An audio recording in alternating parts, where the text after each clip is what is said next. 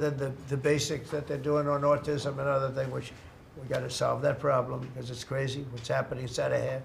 But this is the most important thing that can be done is favored nations, Bobby. And we're not talking about a 25% cut or a 50. We're talking about a 1,500% cut because people go to Europe to buy drugs and they come back with drugs, prescription drugs, normal, not, I don't mean the bad drugs, I mean prescription drugs, because you can buy them for 10%, 15%, 20% of what. So they're going to go up in price. And I told the countries, and I get along good with all of them. I mean, you could ask I get along good with all of them. But I said, you know, I told them, I said, you're going to go up a little bit because it's the world. It's the world. So more people in the world than we have. We're going to go down a lot, and they're going to go up a little. And it's called equalization. We're going to have equalization. So we pay the same price as the lowest drug sold anywhere in the world. And I think, Bobby, that's going to happen pretty soon. The companies are ready for it.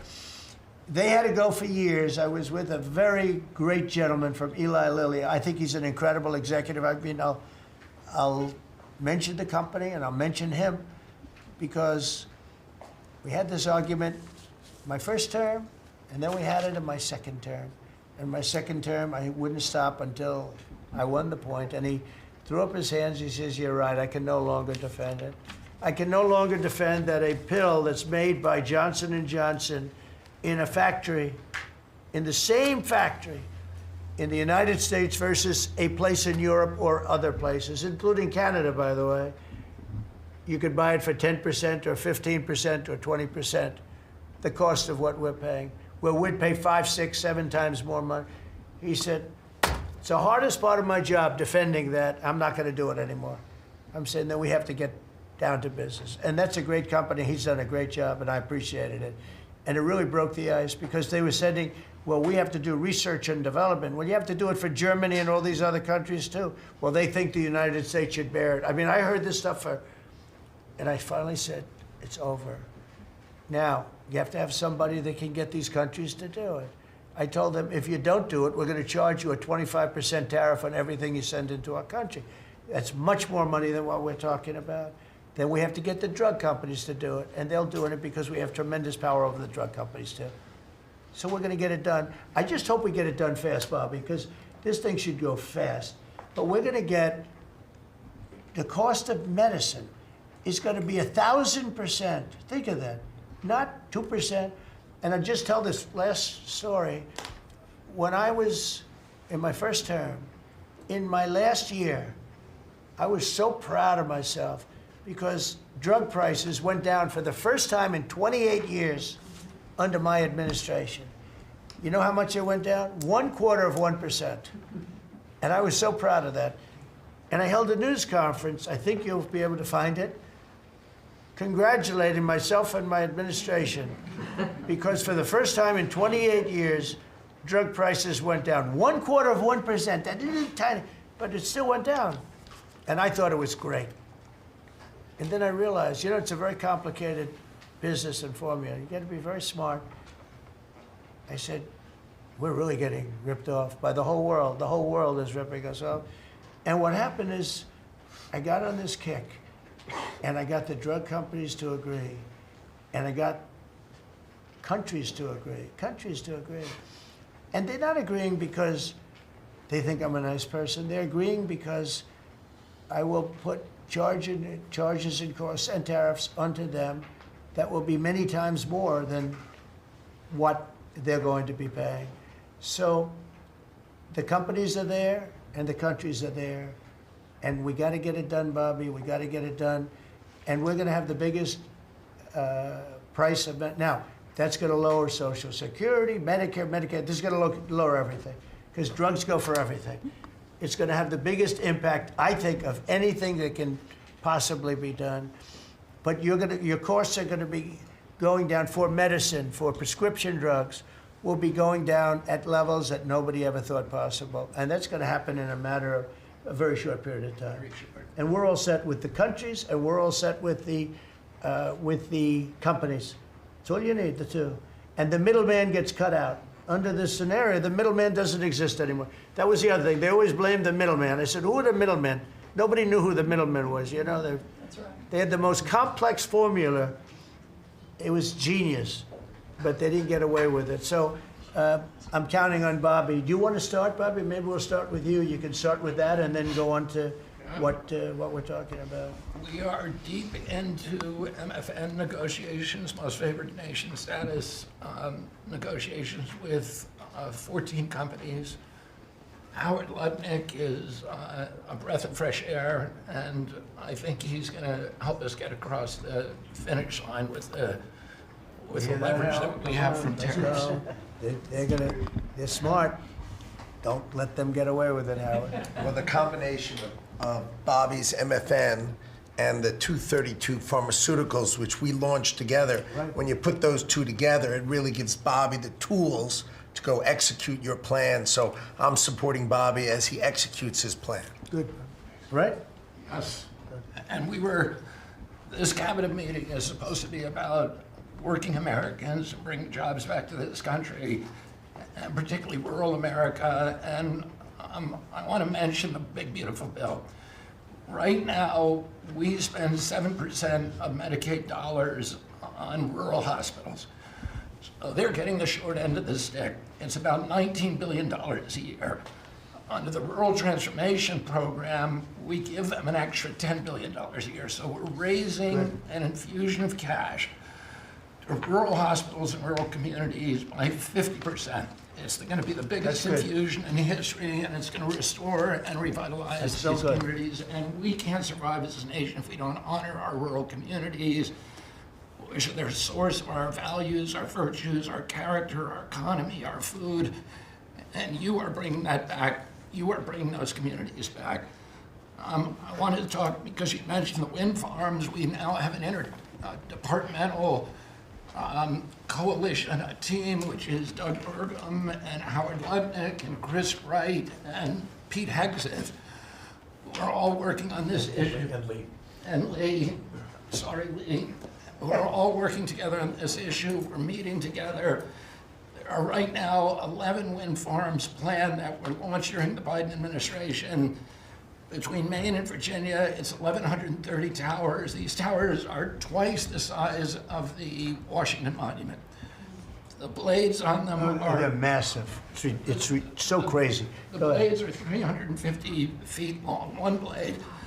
One of these blades blew up on Nantucket last summer, and the water was filled with shards of glass, of sharp glass, so it's dangerous to swim. They had to close the beaches, but they have indemnified themselves so the local communities can't sue them. None of these projects are bonded. If you build an oil derrick in the Gulf, you got to put a bond down. There's no bond for dismantling them, and that's one of the tools that Doug is now using to challenge some of these projects. None of the cost of energy from these projects is 39 cents a kilowatt hour. The average cost in this country is 17 cents per kilowatt hour. And natural gas is 3 cents. Right. So it is the most expensive energy. I've been representing commercial fishermen for 40 years. They are so excited about what you're doing, Mr. President, because their fisheries are being wiped out. As soon as they begin construction, the groundfish fisheries just disappear. The fish leave the area. They've killed 160 whales in the last 2 years. So they're wiping out the whale population, the Atlantic whale population, the big whales, the minkies, the gray whale, or the humpback whales, the right whales. And you are going to save the whales on the East Coast because of this. And you're going to save these economies that are based upon commercial fishing. I'll say one other thing about fishing. We are now, the South Asian nations are now dumping shrimp on our country. The shrimp is heavily contaminated. We just stopped a shipment that was contaminated with cesium-157, which is radioactive. They're farming these shrimps, and they use bactericides and antibiotics and all kinds of chemicals, and the shrimp are so contaminated that the European nations won't take them, so they're dumping them all here, and they're putting out of business. We have the most sustainable, highly regulated fishery in the world. What our fishermen do is a good thing. And all of the trawlers in the Gulf and Alaska are being shut down because we're getting shrimp dumped here. So we have now increased FDA inspections of shrimp to make sure that Americans are not buying and eating contaminated shrimp and putting our shrimpers out of business. I talked just very briefly, we have an historic agreement on pre-authorization. We brought together 80% of the insurance industry, which has agreed to, for 80% of diseases and injuries, give immediate pre-authorization so that when you go to your doctor's office and he prescribes you a new knee or whatever it is, you will immediately know whether your insurance company is going to pay for it. This is an historic agreement. People have been trying to do it for decades, and we, because of your leadership, brought the insurance industry together and got them to voluntarily agree to do this.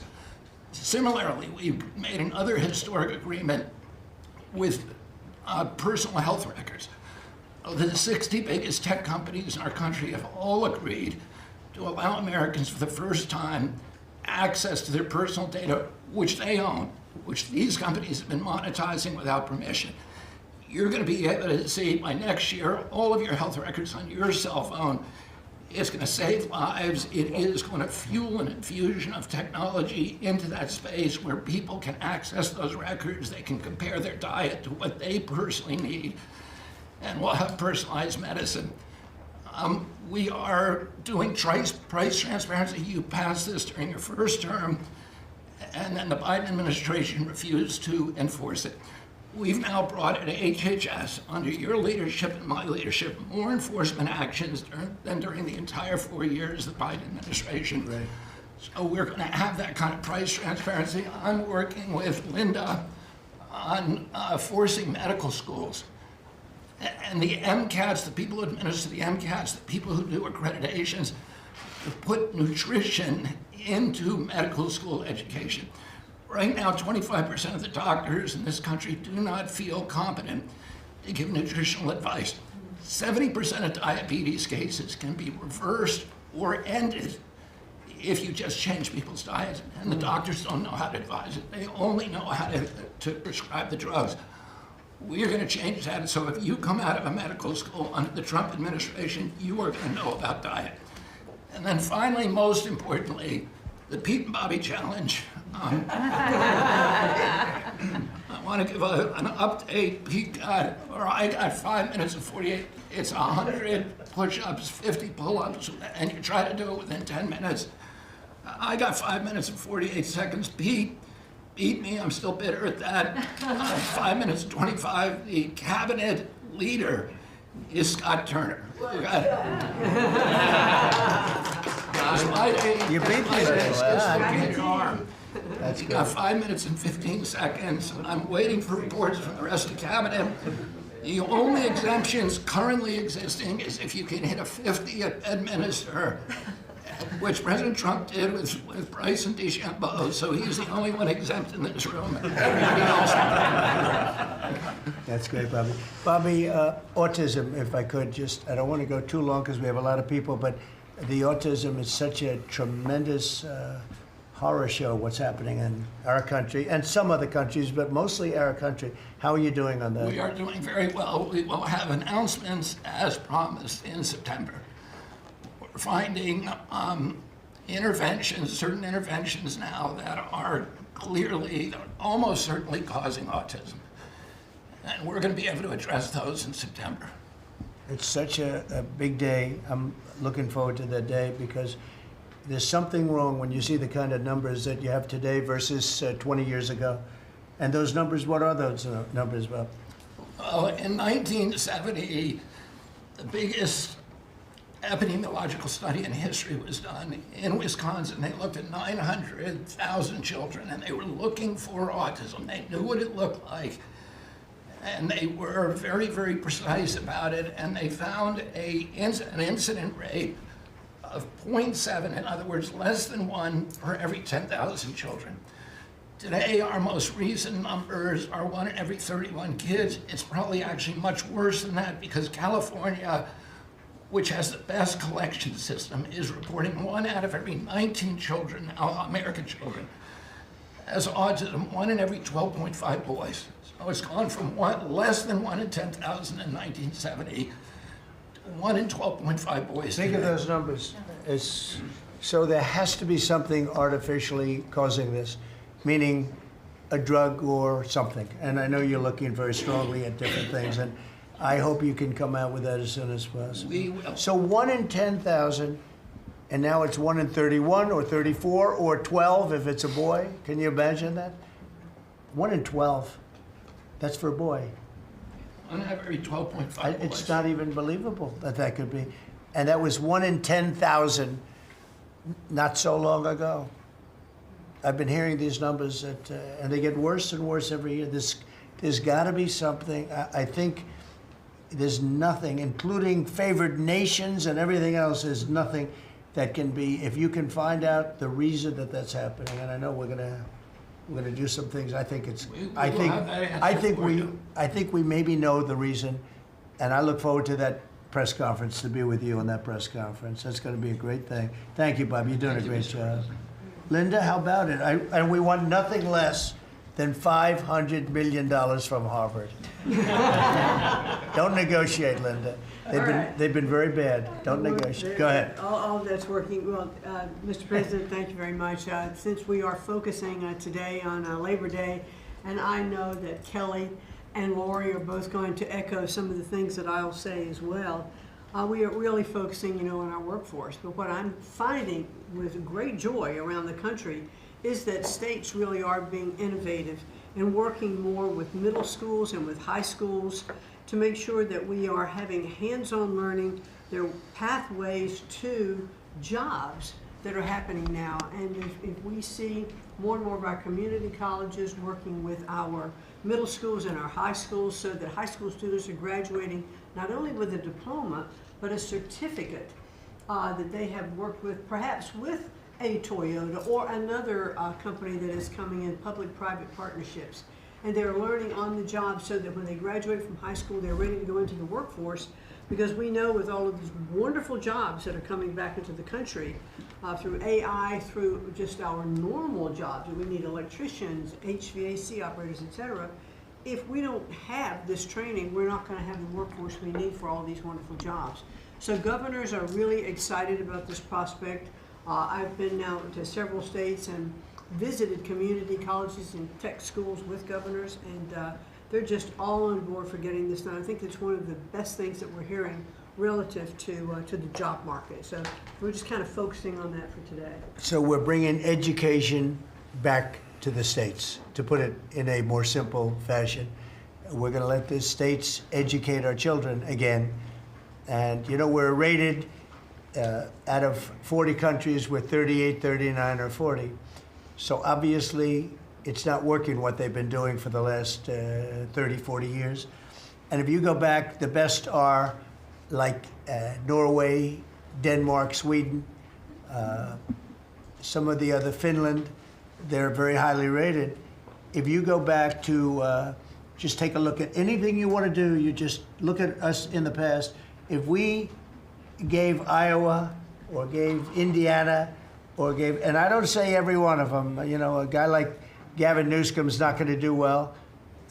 Certain states won't do well. But even California, you cut it up into sections. You have Riverside, you have this, you have that. You cut it into 5 sections. And, if you had a good governor, you'd be able to do well. But certain states will be able to compete with Denmark, Norway, Sweden, and everyone. It'll be just as good. So I figure you have close to 40 of those states. Mm-hmm. And then you'll have 10, you'll have 5 that won't be very good. You have 5 disasters, and we'll have to work on those disasters. But for the most part, we will have education that will go zooming up in those charts, just like we have in everything else we've done. And I think it's one of the most important things we're doing at this table. So bringing education back to the states where you have the parents running it, where you have the school boards, they're local. We have people running from Washington that have never even been to the state that they're in charge of. They've never even been there, and I don't think they care about it. So we want to close up the Washington buildings, sell the buildings off, let somebody else get rich with the real estate, because it'll be a crime-free city. By the way, speaking of that, Anybody murders something in the capital, capital punishment, capital punishment. If somebody kills somebody in the capital, Washington, D.C., we're going to be seeking the death penalty. And that's a very strong preventative. And everybody that's heard it agrees with it. I don't know if we're ready for it in this country, but where you have it, it is, we have no choice. So in D.C. and Washington, states are going to have to make their own decision.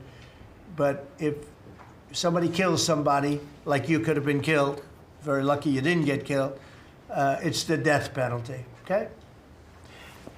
Fantastic job you're doing. Thank you, Linda. Very much appreciated. How are you doing with the colleges, by the way? You're doing some pretty good work in terms of getting them to treat people fairly. Well, interestingly enough, since we've been negotiating with some of the Ivy League schools, I have presidents of universities calling every single week. They want to sit down and talk to us about all of the steps that they are taking, because they would like to not come under the same investigative program, and so it is having its desired effect. That's great. So if you fire a shot across the bow, and the big guys, people kind of step in line and know you mean business, and we have teeth in these agreements, and I'm proud of the work that we're doing there. Well, they misbehaved, and some of these schools are getting billions and billions of dollars, and they misbehave, so that's it. And so one way or the other, we're going to win that whole thing. It's going to straighten them out. Okay? Thank you. Great job. Thank you. Lee, please. Mr. President, the Trump EPA has a special Labor Day message to America's workforce, especially our auto workers, our coal miners, our steam fitters, our pipe fitters, and the list goes on. See what a difference a year makes. A year ago, the way that the Environmental Protection Agency was operating, the choice was made to protect the environment. We would have to strangulate the economy. That's the way that the EPA operated for years. There was a binary choice. We had to choose one or the other. The Trump EPA completely rejects that. See, we choose to protect the environment and grow the economy. And a very special shout out to Russ Vogt and his team at the Office of Management and Budget. We give him a lot of work. He's happy to do it. Dozens of different deregulatory actions. We just announced a proposed rescission of the 2009 Obama EPA endangerment finding, all of the light, medium, and heavy-duty vehicle regulations that followed. It is the single largest deregulatory action in the history of the United States government. And when you add up the dozens of different actions that we have announced and that we're working through, in one agency in 1 year, we'll do more deregulation than entire federal governments have done across all agencies, across entire presidencies. And what we are accomplishing would not be possible if not for the support of the rest of this team you've assembled around this table. The well-oiled, well-wired machine at the White House, led by Susie Wiles, and the DCOSP, the policy shop, led by Stephen Miller, they have been amazing to work with. I was just in Iowa with Administrator Loeffler, who made an announcement with Secretary Rollins to reverse the deratement on diesel exhaust fluid systems.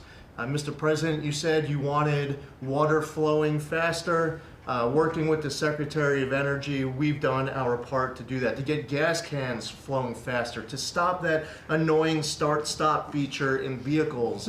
See, people out there might say, well, why are you focused on all of these little things? If it's little to you, it doesn't mean that it's not a very big deal for millions of other Americans.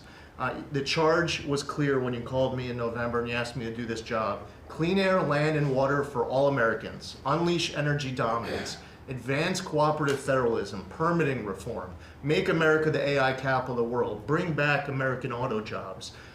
What we are accomplishing now, again, wouldn't be possible if not for your leadership. I'm grateful to the American people for electing you and our amazing vice president.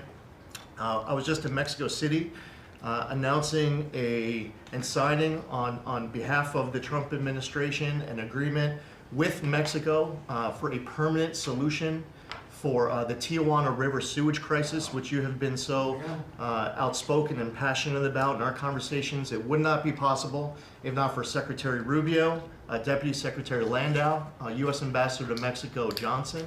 The team at the State Department has been incredible. The work with the NEDC on permitting, to be able to get new pipelines built, to get new factories started. The list, it's amazing. You know, somebody out there might not realize the relationship between the Environmental Protection Agency and the Department of Defense. The amount of work with Secretary Hegseth and the Army Corps, from responding to the LA wildfires, to getting more water flowing in California, which is also something that Secretary Burgum is involved with, to helping the farmers, the ranchers and landowners to revise the waters of the United States definition so they don't have to go hire an attorney or a consultant to tell them whether or not a water on their property is subject to federal regulation. Thank you for putting this entire team together. It's an honor to be at the Trump EPA, where we choose to both protect the environment and grow the economy. It's a very happy Labor Day for America's workforce. And Lee, in Los Angeles, if you could, because of the fires, Lee was there, and as you know, we are very strict having to do with the rebuilding of those houses. And Lee was able to get the approvals done for everybody immediately. It was so fast, nobody could believe it. And the mayor and the governor still haven't gotten them their approvals. And they're gonna have riots out there for that reason. These are great homeowners. They want to build a house, they can't get approved because you have the mayor, Bass, who has no idea what she's doing. And you have a governor who is just such a bad governor, and the people are unable to build their house. The toughest permit to get was the federal permit by far, and yet he got them all in a short period of time after the fire. How long did it take? Well, Mr. President, you came in, signed an executive order, and told the EPA that we had less than 30 days to complete our hazardous material removal, which the initial response, once all of our heart rates went down a bit, was just to figure out how to get it done. We got it done in just less than 30 days. The Army Corps of Engineers then comes in for the debris removal. The federal government, in clearing over 13,000 properties that were destroyed because of these wildfires. We've got to the point today where property owners all across Los Angeles, they're grateful to the Trump administration. They're happy that we did our part, but they are desperate to rebuild. And there is not a single green light approval that they are waiting for from the Environmental Protection Agency. The EPA and the Army Corps of Engineers proudly have done our work. It's important for those local officials to let these property owners build on their land. It's their property. It doesn't belong to the mayor of Los Angeles.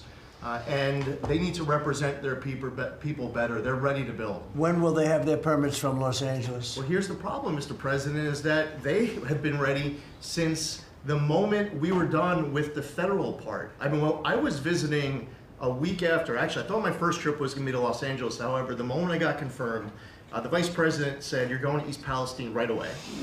So that actually ended up being the first visit because the vice president's so passionate about that from the great state of Ohio. Then we went to Los Angeles from there. We're talking about the beginning of February, where we were meeting with property owners already.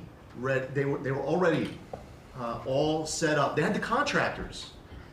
It was the beginning of February, and they were waiting for green lights from Los Angeles to be able to go onto their property and start rebuilding.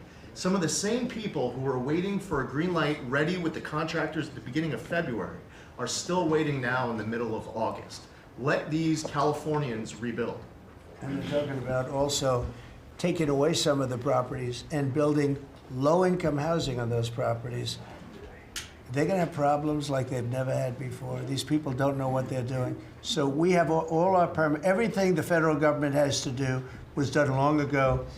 They should have been. I went to a town hall with Lee, but we were there, and the mayor was saying it would take 2 years, maybe 3 years to get this approved. I said, no, not 2 years, 2 days. They should have it in 2 days. And I toured the site, and I met 100 homeowners, all standing in front of this site a couple of days after the fire, and they were ready to go right then. They wanted to just build right then. and the city won't let them do it. Los Angeles, I don't think it's that they won't. I think they're incompetent, okay, to be honest with you. I think they just don't know how to go about it. It is so badly run by Newscomb and by Mayor Bass. Mayor Bass, she was in Africa during the fire. She knew the fire was starting to rage, and she decided to take a trip to Africa. These people are they're just bad. You know, you talk about make America great again. They could never make America great again, but we are doing that. Congratulations, you found some interesting things, Tulsi. Sir. She's becoming a bigger and bigger star every day. She found a lot of good things. Go ahead. Thank you, sir. As we approach Labor Day weekend here, this is just such a great opportunity really to recognize your leadership as a true champion for working people. And I know we'll hear, as we go around the table here, how your focus singularly on putting the well-being and interests of the American people first is that common thread that we're seeing in your policies being implemented across your administration. For ODNI, number one, our focus is and must always be making sure that our intelligence community is focused on our mission, keeping the American people safe, secure, and free. We're doing great work on this front. I'll point out our National Counterterrorism Center, led by Director Joe Kent, are working across different agencies with Homeland Security, DEA, FBI, and others to catch terrorists, both those who are trying to come into our country, those who may already be in our country. They are finding the worst of the cartel bosses and making sure that they're not able to continue to wreak havoc and terror in our communities. Secondly, Mr. President, you have charged me with the mission of finding the truth and telling the truth to the American people. And we've exposed some of the worst examples of the weaponization of intelligence in the last several weeks. I will continue down that mission and that path wherever it leads. Transparency, telling the truth is what will drive true accountability for the American people who deserve nothing less. And lastly, Mr. President, all of us are charged with being good stewards of taxpayer dollars. I've gone through a reorganization for ODNI that we've announced in the last week. We've cut nearly half of redundant, unnecessary functions within ODNI, saving taxpayers over $700 million a year. We will continue focusing on our core mission in keeping the American people safe, and appreciate your leadership and your focus on this most critical task.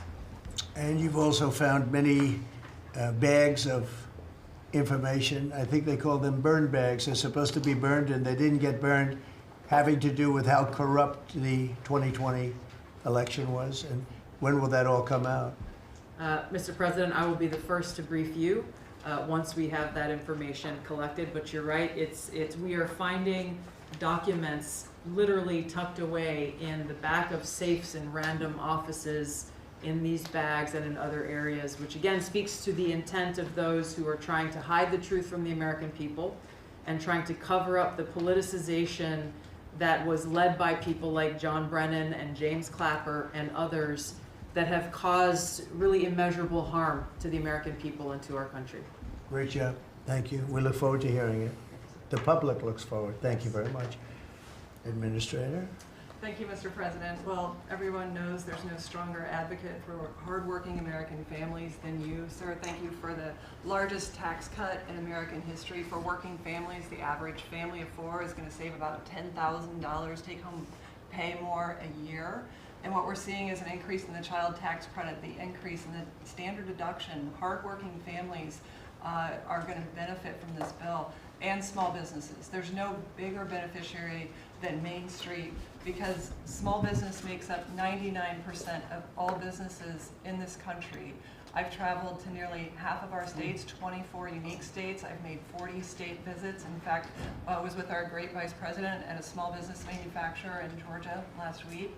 I was with a trucking company in Ohio. I was in Michigan at a motorcycle manufacturer. The return of Made in America is going to be driven by small businesses, because 98% of all of our manufacturers in America are small and medium businesses, 600,000 factories that employ 5 million people.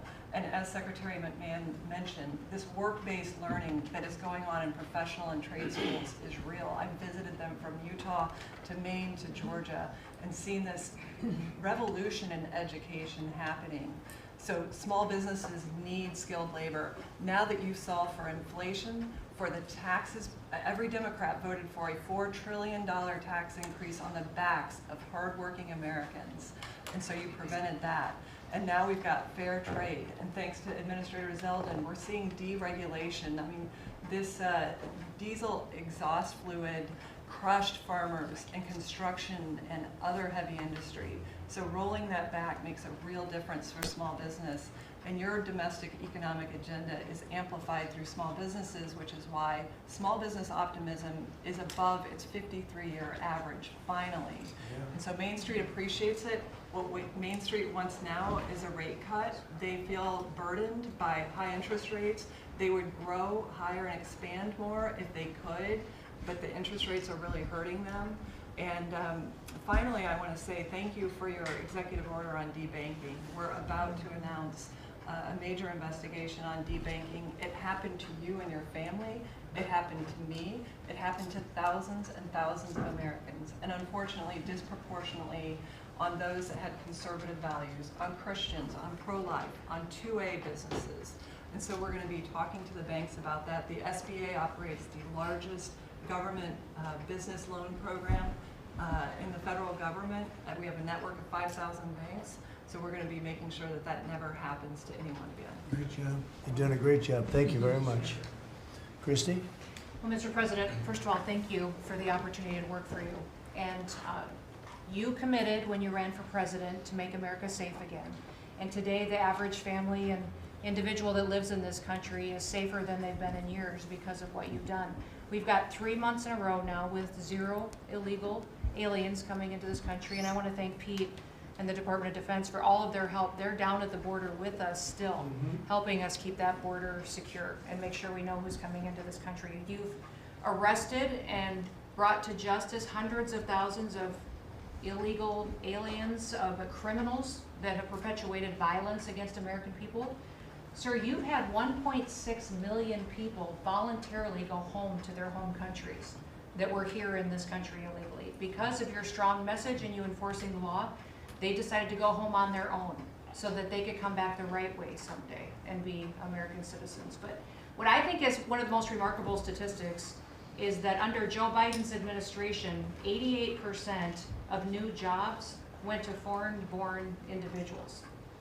Under your administration, 2.5 Americans have jobs today that they didn't under the previous administration. And they have those jobs because you created opportunities. You made this country safe. You opened up the economy. You enforced the law. Now people can get up and provide for their families and go to work every day and be confident in that. And the last thing I would say is that it's incredibly important to know that every one of those illegal aliens that has gone home, they were costing us about $8,700 to $9,000 a piece in what they were taking out of our social programs, out of Social Security. You've saved this country billions of dollars, about $15 billion, just in what those illegal aliens were costing us in social programs. I've cut over 450 different contracts at the Department of Homeland Security. We're getting rid of corrupt ones that were not efficient for taxpayers, weren't focused on our mission of keeping us safe. And we've also renegotiated and brought in our biggest vendors and said you have to do better. And we've saved the taxpayers over $13 billion doing that as well. So we're continuing to be accountable to taxpayer dollars, but sir, focused on doing the mission of what you've committed, and that's to keep us safe and to make sure we put Americans first. Well, great job, and great job on the border. We had millions and millions of people coming in. To think 3 months in a row, 0. Incredible. That's some job. Thank Tom and everybody, and Pete, good job. Not surprised. Thank you very much. Chris, please. Chris. Sorry about that, Mr. President. Like Secretary Noem, I'm thrilled to be here to work with you on the simple platform you were elected on, which was to bring back the American dream, to bring jobs and opportunity for families across the country and to lower their costs so they can live their lives and expand the choices they have. You led off today talking about gasoline prices. I'll throw in diesel. If you correct for inflation, they're at multi-decade lows. This is a huge expense. This is a huge constraint on people's lives. We should celebrate that. Natural gas has become our main industrial fuel powering factories around the country. Natural gas prices are quite low in this country, and they're lower than in any country in the world. The reason for that is the United States produces 2 times more natural gas than the second largest natural gas producer in the world, and 4 times more natural gas than the number 3 and number 4 producers in the world. So you've opened up American opportunity and energy together with the work of Secretary Burgum, Administrator Zeldin, Secretary Lutnick, Secretary Rawlins. You know, we've made it easy to produce energy in America again, and those benefits are flowing. I could go on about this stuff forever, but let me talk about one specific area of energy, electricity. That's in the front of people's minds.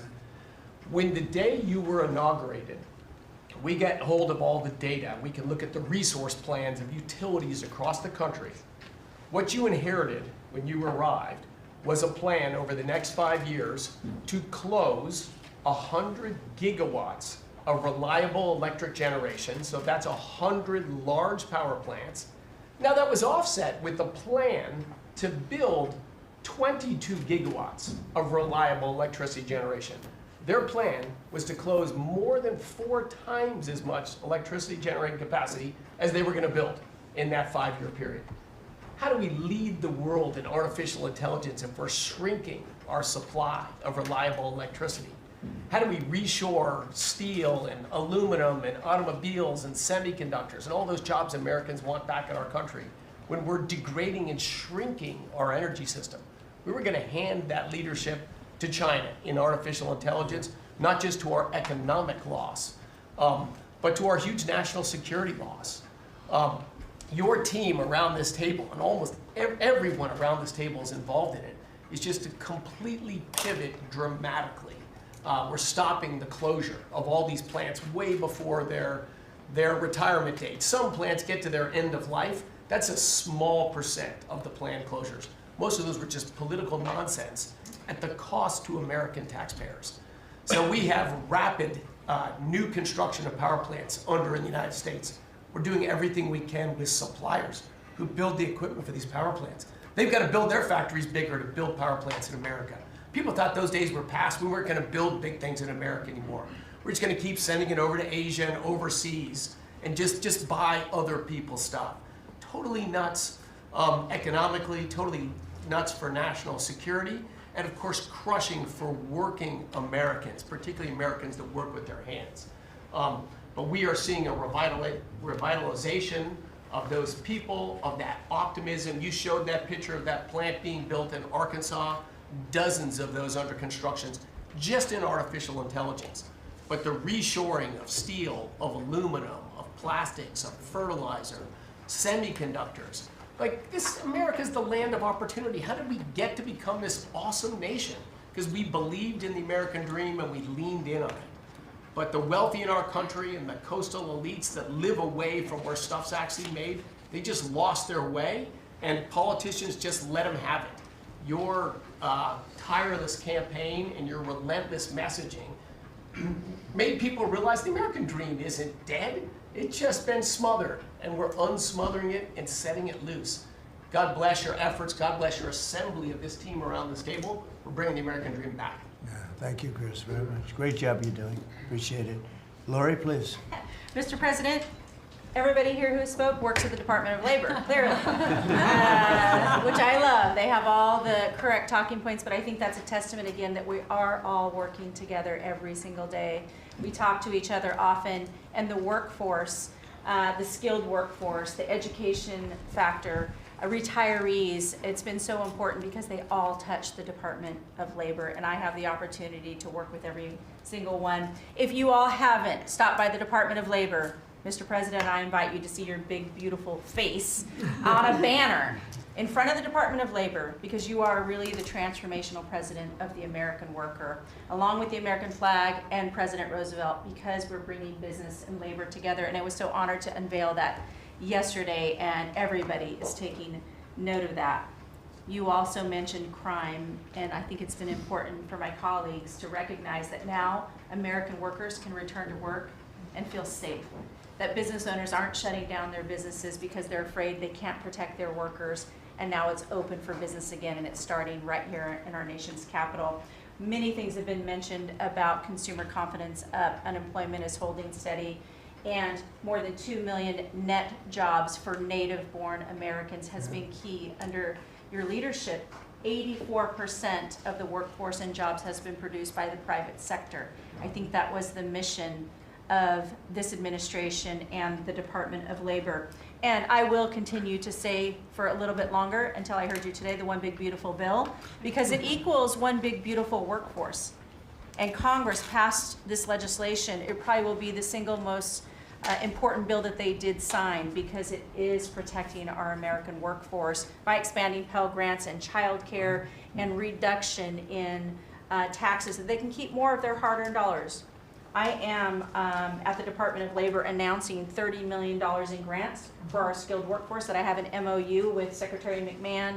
I have an MOU with Administrator Loeffler. That's important to share the data points on how important this is. In June, we awarded nearly $84 million in grants for the capacity of what? Registered apprenticeships, an executive order to have 1 million active apprentices across this nation, where we've already registered 185,000 since in the last few months. One of the other things that we have done is the Biden administration's guidance on cryptocurrency, and thanks to you and your leadership on that, we've rolled that back. And of course, we're going to see the 401k, the investors in our alternative assets. That's been key through the Department of Labor to work through. Partnering with our agencies, again, as I mentioned before, is important as we work together. I have visited, I'll be 31 states on my 50-state tour by the end of this month. I'm headed with Secretary Duffy, with the South Korean President Lee today, as we move through the shipbuilding. We will do that in Philly, and then I'm off to New England to talk to those states about how important the apprenticeship program is. But while I visited Hexel in Salt Lake City, 100% domestic carbon fiber for the Department of Defense as they produce. They are announcing another $1 billion investment per your executive order on advanced manufacturing. So it is working. Everything that you have been saying since you were elected and since we all can put into play has been working. Ohio, McDonald's is investing 375,000 new jobs. The shrimpers I visited as well, and they need our help in protecting that industry for our American fishermen and shrimpers. In Minnesota, I toured Cambria. When we're talking about quartz countertops, all made in America. And again, in Oregon, where we are expecting a crackdown. Thank you for what you are doing with your agents on ICE, and thank you for the prosecution that I hope you will come to Portland, Oregon and crack down.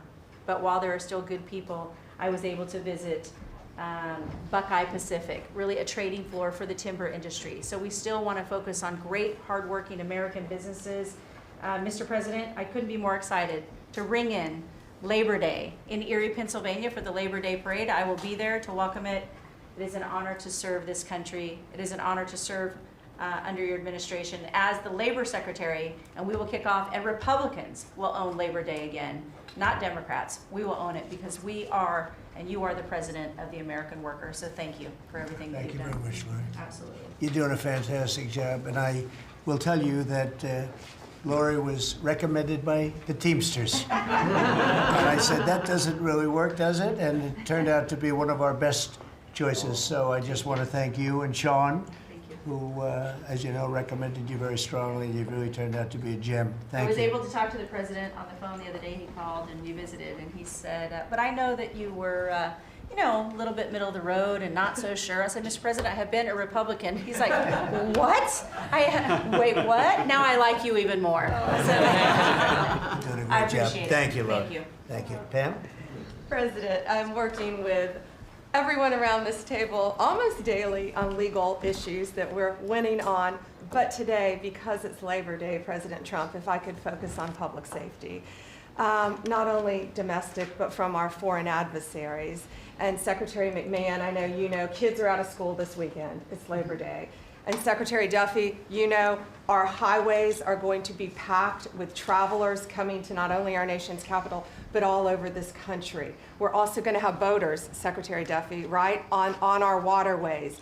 It is illegal to be under the influence and on a boat. So get a designated boater if you're out on our waterways, whether it's the Potomac or the Gulf of America or the Pacific. Wherever you're out this weekend, people need to be safe. And on an international level, Secretary Rubio, thank you for all your help on everything we're doing, and everyone around this room. But yesterday, there was a big, big win.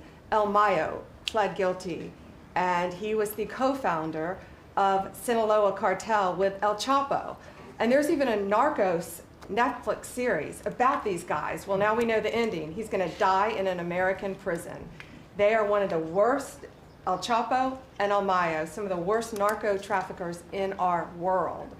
And he will spend life in prison now. And that's so important because those guys and others throughout this country, throughout this world, have brought into our country drugs, cocaine, heroin, fentanyl, methamphetamines that's killing our kids.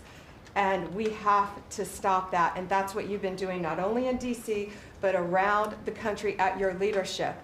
And over the weekend, parents need to know, with kids out of school, with people out on our highways and on our waters, do not take a pill from anyone you know, don't know. Do not buy anything on the street. It could be laced with something toxic. We've seen so many fentanyl overdoses. And when you were here in DC, we showed you pictures of some of the drugs that had been seized right here in DC. President, they were packaged for children. Packaged for children. And people are dying from these around our country. So thank you, President Trump, for your leadership and for letting Americans know that it's now a safe place to go. But parents also have to know, college kids have to know, to be vigilant and not take this trash. Because you could be thinking you're taking a Xanax, an Adderall, anything, and it could be laced with something very lethal. So thank you, President Great Trump. message, Thank and you, you've been President. fantastic this last 12 days in DC. The job you and your whole group has done is, All of us. everyone's talking about it all over the world. I hate to have to talk about that, but we have to. It's becoming a very safe place again, and the work, I've seen how hard you worked the last, well, from the beginning in all fairness, but this focus on DC is so important for the country, so great job, and to everybody. And Great job. President, it's a team around. We're all working hand in hand, side by side, all of our agencies together to make America safe and DC safe. And Iris, congratulations on your baby, and I'm so glad that you're safe now. Thank you, Pam, very much. Great. Mr. VP, would you like to say something? Yes, sir. I'll be brief, but I want to congratulate you and the entire team on all the things that have been accomplished. You'll hear about a lot of it. You've already heard some of it, but I thought it would be helpful, Mr. President, just to take stock, not just of what we've accomplished, what we will accomplish, but of the mess that we inherited, because I think it makes this first Labor Day a bigger and more special occasion. You heard, I think, Christy talk about this, that all of the net job growth under the Biden administration had gone to the foreign born. Now that net job growth is going to American citizens who deserve opportunity in their own country. That's a great accomplishment. You'll hear, I'm sure, Scott talk about the success with tariffs. People forget that we inherited the largest peacetime deficit in the history of the United States of America. And now, because the president is not letting foreign countries take advantage of us, we're collecting hundreds of billions of dollars, trillions of dollars over 10 years in tariffs from countries and companies that were formerly taking advantage of the American people. You heard Pam talk about the public safety and the success that we've had there. I happen to believe that maybe the most sacred thing that we can deliver to American workers is the ability to live safely and comfortably in their own neighborhoods. Public safety is not just something that should belong to the wealthy, it should belong to every working man and woman in the United States of America. And because of the work of this administration, that is happening. And of course, Mr. President, you yourself talked about the inflation mess that we inherited under the Biden administration. Maybe the most striking and even shocking statistic of the Biden administration is that housing costs have gone up by 100% over the 4 years of the Biden administration, literally doubled, making the American dream of homeownership unaffordable. We've made great strides and great progress already. But to the American people who are listening, there's a lot more to do. We're going to keep on working hard at it, but it's an honor to do this job under the President's leadership and with this very great team that you've assembled. So we've done a lot, but there's a lot more work to do, and we're very cognizant of it. Thank you, sir. Thank you, J.D. Scott? Sir, as we've said very often, economic security is national security, and our country has never been so secure thanks to you. You have brought us back from the edge. You have the overwhelming mandate from the American people. You're restoring confidence in government, a topic that is on the front of everyone's mind, the Federal Reserve. The Federal Reserve's independence comes from a political arrangement between itself and the American public. Having the public's trust is the only thing that gives it credibility, and you, sir, are restoring trust to government. You are weeding out the waste, fraud, and abuse, and the old ways of doing things are not good enough. We are seeing a blue-collar boom. In the first 7 months of your administration, real blue-collar wages have taken off. And the only other time that they've done this in the past 70 years was in your previous term. Your efforts on tax, trade, and deregulation have boosted paychecks for American workers while slowing the pace of inflation and lowering the cost of energy. Inflation has plummeted to just 1.9% since you took office, and the economy rebounded with real GDP surging 3% last quarter. The blue-collar boom coincides with a CapEx comeback. In anticipation of your one big beautiful bill becoming law, CapEx increased by American businesses by nearly 14% in the first half of this year. And as you and I talk about frequently, and as that chart or that photo attests, we are going to see, I believe, a bigger CapEx boom from here. This is just the beginning, just the beginning. You have saved this country by making it the best place in the world to do business again. Treasury is helping to implement these new provisions, as well as no tax on tips, no tax on overtime, no tax on Social Security. This weekend, I will be meeting with workers from local restaurants to discuss the positive impacts of the pro-labor reforms on no tax on tips.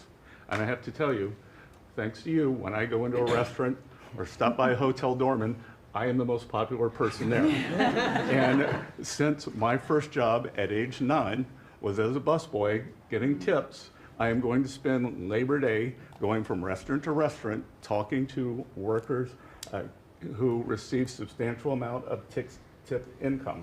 So I'll hear directly from them how your one big beautiful bill is increasing their take-home pay and making a big difference. Now, we can also talk, that is domestic. On the international front, you have leveled the international trading system whereby countries took advantage of us, and that's over. It's over. The Treasury Department is taking in record tariff revenues that I had been saying was running at a rate of $300 billion a year. You chastised me for saying that it's not, that number is too low. And as usual, you're right, that we had a substantial jump from July to August. And I think we're going to see a bigger jump from August to September. So I think we could be on our way well over $500 billion, maybe towards the $1 trillion number. This administration, your administration, has made a meaningful dent in the budget deficit. The average budget deficit during this term is 26% less than the last 12 months under Biden. And even the CBO, and we don't agree with CBO on everything, as you said, last Friday, on a summer Friday, had to admit that they believe over the next 10 years, the budget deficit will be $4 trillion lower than they had previously scored. $4 trillion, 3.3 trillion of tariff income, 700 billion of lower interest cost, and I would expect that that number could go up from here. So, Mr. President, your return to the White House marked the return of the American worker. Thank you for reclaiming Labor Day for the American people. You're growing the economy for everyone, especially the middle and lower income households who suffered disproportionately under the last administration, and it's an honor to do this under your leadership. Great job. You're doing great. Thank you very much, Scott. Brooke? Sir, I dropped my second son off at college last week. And I wasn't planning to say this, but just listening to everybody, I wanted to put a little bit of a personal touch on this work. He started his freshman year yesterday at Texas A&M, for all my SEC friends in the room. Thank you for saving college football, by the way. We're all very grateful.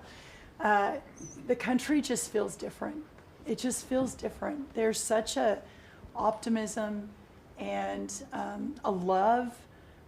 There's a faith movement going through, especially with our younger Americans. And for those of us with kids in college, I know we feel it. And I experienced it firsthand last week, moving him and my other older son in as well. As we move toward Labor Day, you have made a lot of dreams come true for a lot of people, but one of my longtime dreams was for the right to recapture Labor Day. And I've been talking about this for almost 20 years and writing about it, that why are we ceding the day that we are celebrating the American worker to the Democrats? Because this is our day. Perhaps of any day of the entire year, this is our day. America was founded and fought for by fishermen and farmers and workmen and et cetera. The Genesis, the first book of the Bible, talks about the righteousness of work and the art of creation. And so to be part of this effort to represent the farmers, the ranchers, the agriculture industry at this moment in time, which I do believe we're in a revolution. 1776 was the first one, 1863 or so with Abraham Lincoln was the second. This is the third with Donald Trump leading the way. And we are saving America. And the idea that we are putting the worker, the very central component of the American dream at the center of it, is the reason that it is so. So at USDA, it continues to be my greatest honor to fight for the original American worker, whom I think the farmer is and what they represent. And as we are building new systems and new structures, as we have this year going to have the best harvest on record for our row croppers and others, what this team has done and is doing to open up those markets to ensure that these farmers can continue to return prosperity to rural America. I'll finish with this. This morning, we had a working group with 6 of our cabinet members. Bobby Kennedy representing healthcare, Linda McMahon education, Lee Zeldin deregulation, Kelly Loeffler small business, Lori Chavez Tarimmer labor, and Scotty Turner housing.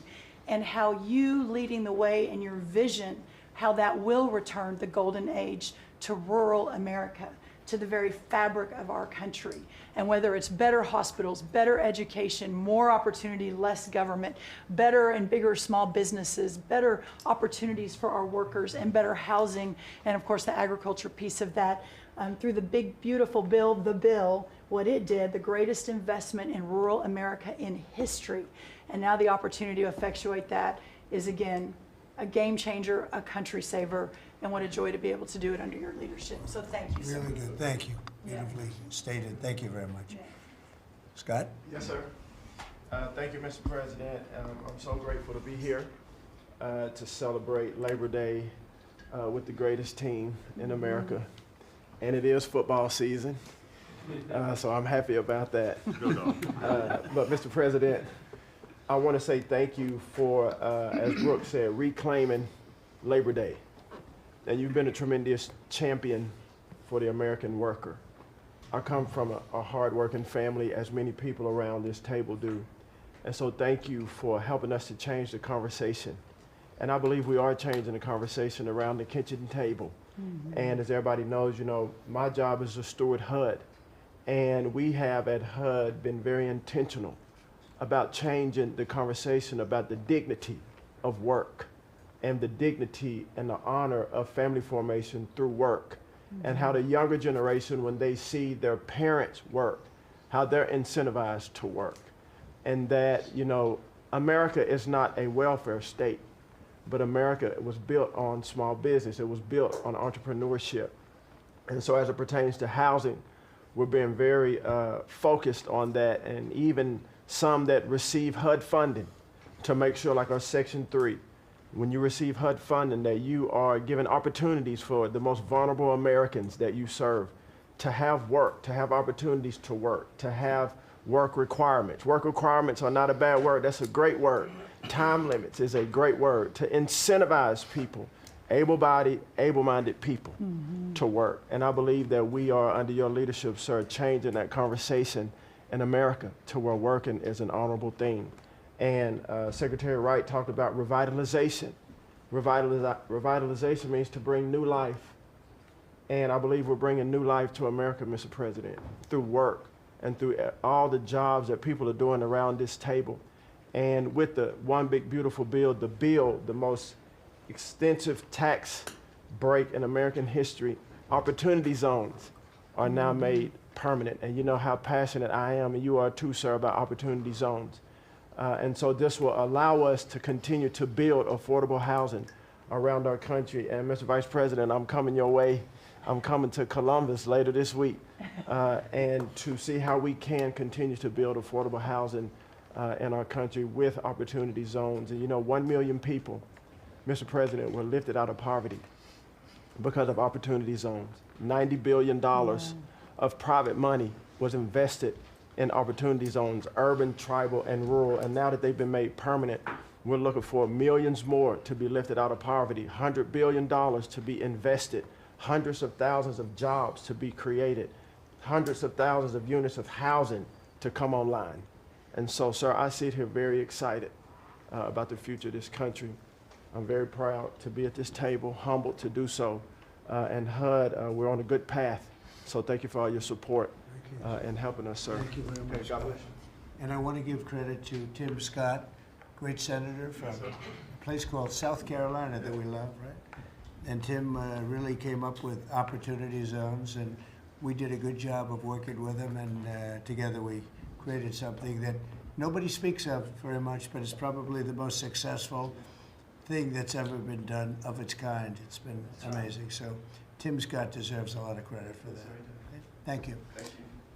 So Russell, go ahead. Thank you, Mr. President. And I get the opportunity to go hand by hand with all of these people as they move their deregs through the Office of Management and Budget. And I wanted to zoom out for a second. In the first term, you gave us a goal of 2 for 1. And then we outperformed it through your leadership. We came in at around 5.5, 6 for 1. And then as you're running for your second term, you put out a goal that when you put it out, I was thinking to myself, that's going to be a pretty ambitious goal. You said 10 for 1. Well, where we are right now, in just 1 month, in 1 year, basically 8 months, we are at 245 deregulatory initiatives planned by these agencies. That comes out to 30 for 1. So we are making incredible strides. And you know, as you're focused on the details of each one, I mean, these aren't small things. Endangerment finding is one of the most deregulatory things we've in the history of this country. NEPA reform, incredibly deregulatory. WOTUS just came in, which is Waters of the United States. So every single one of these agencies is doing incredible work when it comes to deregulatory, and when you add that to the work being done to get us going on energy, reduce spending, we're going to lower costs for the American people, we're going to be able to have innovative jobs and get them back to work. So thank you for your leadership, Mr. President. Thank you. Great job, Russell. Appreciate it.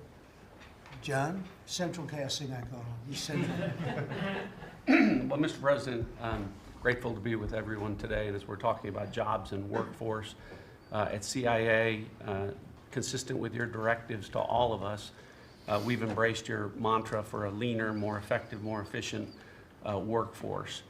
But at CIA, Mr. President, we had an additional challenge because, as you know, at times, our workforce had been misdirected. Its focus put on political narratives, some that even worked against you and always worked against the American people. I heard about that.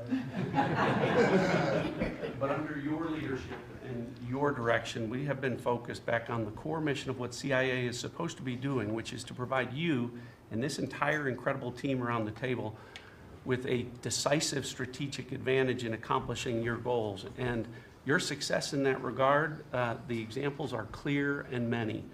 With regard to Iran, everyone knows that our DoD partners executed that mission flawlessly. But flawless military operations are subject to flawless intelligence. And as you know, Mr. President, CIA was the backbone in terms of its intelligence operations in providing that flawless execution that allowed you and your team to obliterate Iranian nuclear facilities and set back a nuclear program by years. Likewise, with regard to your ability to prevent and to preempt wars between India and Pakistan, between Armenia and Azerbaijan, between Rwanda and the Democratic Republic of Congo. In all those cases, CIA intelligence supported you and your entire team in making that possible. It's not just you, it's folks around this table, Secretary Bessent, Secretary Lucknick, Trade Representative Greer, and their great successful negotiations on trade and tariffs, again, was a CIA workforce working to enable them to accomplish your goals. So as we roll into Labor Day, I tell you that the CIA workforce at the Trump CIA is grateful to be focused on what it's supposed to be, which is helping you prevent and end wars and to make America safer. Thank you very much. You've been really fantastic, but I'm not surprised. I've known John a long time. I'm not surprised at all. Thank you very much. Steve, please. Mr. President, working for this government, for you, is the greatest honor of my life. I tell it to everybody, and I really do feel that way, and I thank you, because it's a privilege to go out there and represent you in your humanitarian effort, in your goals of solving conflicts all over the world. I think there were actually more than 7 conflicts that you've put to bed in the last 8 months. And I hear these, I travel all over the world. In Hostage Square, they talk about you reverentially. It's really quite amazing. I sometimes wish that I had a cam recorder with me and I could put you right there as I listen to it. I was in Gaza, the first American diplomat. On your behalf, and as we delivered food and aid pursuant to your new aid initiative, pushed forth by your great Secretary of State, Marco Rubio, who it is a privilege for me to work alongside. The people were applauding you. The signs were up. I mean, these are people who I just don't think you get the proper credit for it all. We are negotiating multiple entries into the Abraham Peace Accords because of your vision. Azerbaijan, all these different conflicts that we're out there on your behalf on, these are people who have never really seen the world change in this way. Peace through strength really, really works. Russia, Ukraine, Iran, Israel, Hamas, we're having meetings all this week on all 3 of those conflicts, and we hope to settle them before the end of this year. Your team is nothing short of incredible. And there's only one thing I wish for, that Nobel Committee finally gets its act together and realizes that you are the single finest candidate since the this Nobel Award was ever talked about to receive that reward. Beyond your success is game-changing out in the world today. And I hope everybody one day wakes up and realizes that.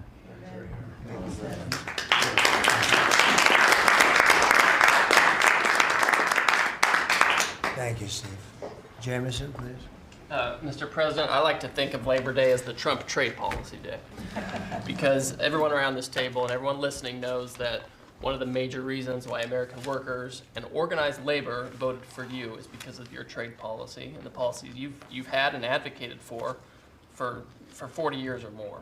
You have reset global trade policy in the past few months, and it shows that it's been working for American workers. When you look at President Biden, in the last quarter of 2024, median weekly earnings fell 2.1%.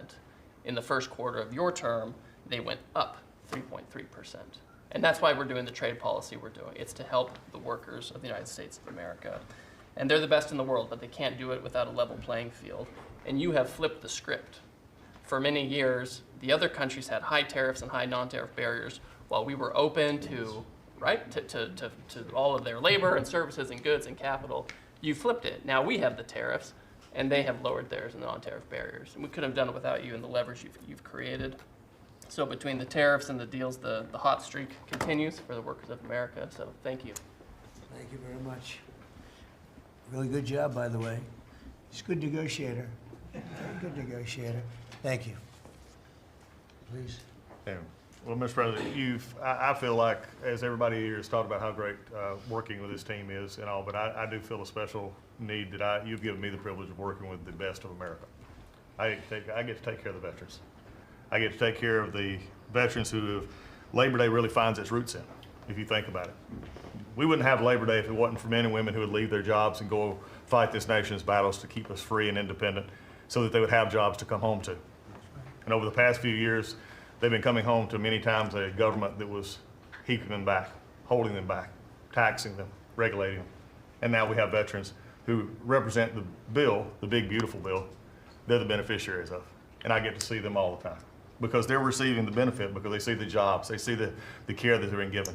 And these veterans can look at their country with pride, knowing that we're taking care of them, just like you told me to do. When your only statement you said to me, I asked you what to do, you said, go take care of my veterans. Well, that's what we're doing. One of the other things we're doing right now is, for many of you, I love to hear how you're deregulating everything, and I've worked from Congress and worked with many of you before. I get to do the same thing with the largest bureaucratic organization in the government. We're deregulating from the inside. And it's amazing to me because we have such a powerful workforce at the VA who really want to do good, but yet they kept tripping themselves up. They kept making their own, they'd take one step forward and put a regulation in that put them 3 steps back, and it always hurt our veterans at the end. We're taking that away. We're making community care again, Mr. President. We talked about this yesterday. We're making community care a part of our direct care system. So if a veteran wants to get into the community, they have our direct care and they also have the ability to go into the community. Something that the previous administration decided they wanted to keep everybody inside because they thought it was a fiefdom they were building. I'm telling you, we're not building a fiefdom at the VA. We're trying to take care of a service organization that takes care of veterans. So how do we do that? We made best medical interest where a doctor can send a veteran to the community a lot quicker without having to worry about miles and time logged and wait times. Just get them the help they need. We've actually expanded out, and it's made a difference in this regulation, and also unleashed a workforce that is now free of the collective bargaining agreements and other things that have kept them from being able to do the job of national security that they've been intended to. I'm actually giving them the benefit of the doubt to actually go be the workers that they're called to be, and that's what Labor Day is about. The VA is going to have the best workers. But just to let you know how that's working out, wait times at our hospital are going down because we're getting them into our hospitals or into community care. And then one for you, Mr. President, you heard about this a lot, and that was backlogs. At the backlog when I first came in, and I've said this before, in February we had over 260,000 backlog. That means over 125 days of not getting an answer. In just a little over 4.5 months, we've dropped that over 100,000. We're under 150 and heading down to historic lows. We'll be within the next month lower than any time under the previous administration at all. That means our veterans are getting the help they need. So when you look at it this way, we've opened new facilities. We've put new facilities in places where workers can get to. We've expanded out hours, over 1 million extra hours, so veterans, younger veterans in particular, can get off of work and bring themselves and get their appointments in after hours or on Saturdays. That's what it means to be in the Trump administration. That's what it means to take care of veterans.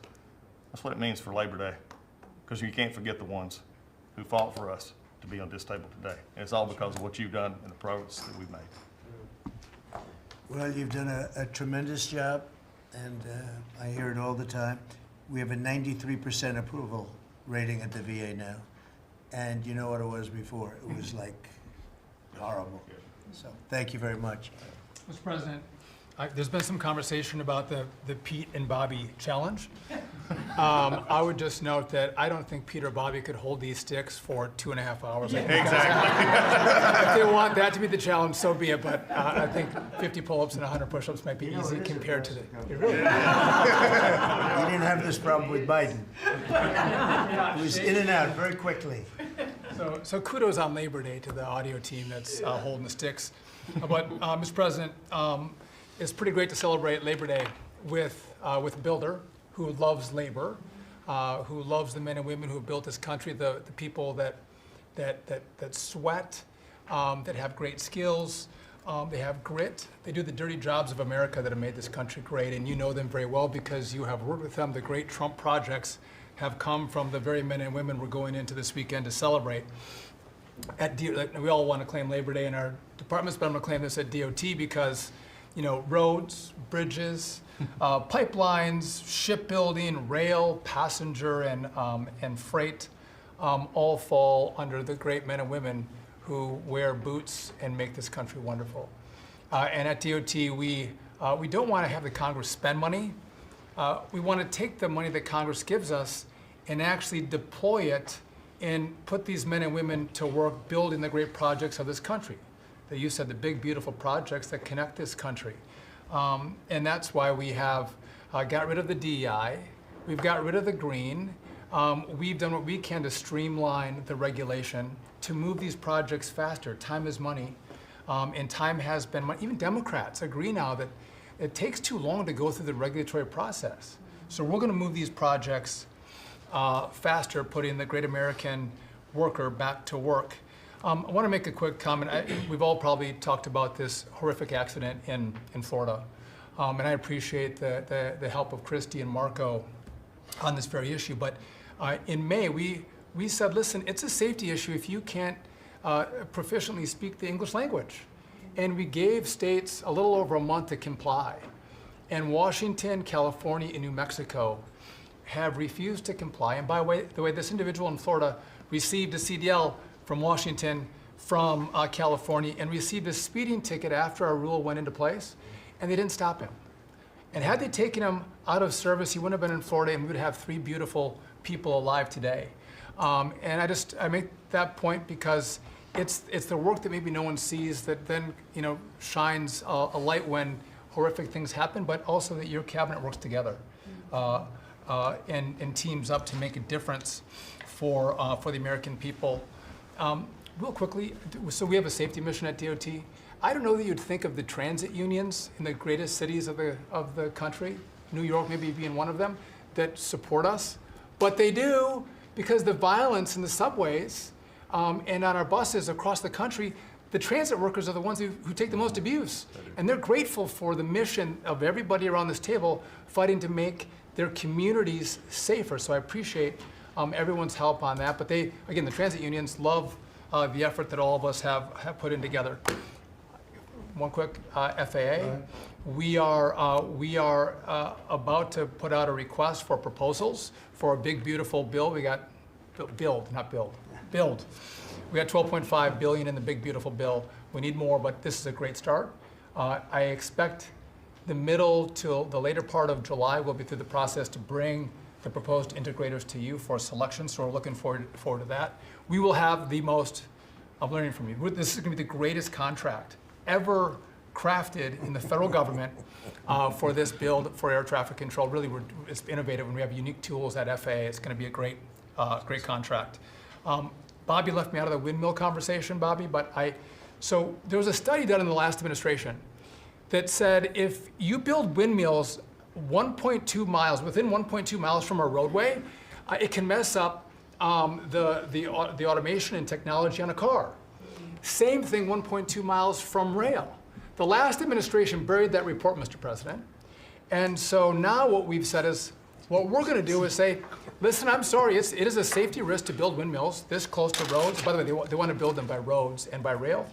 We're going to say no more. It is a safety risk, and we have a report to show that. And just real quick. That's a good idea.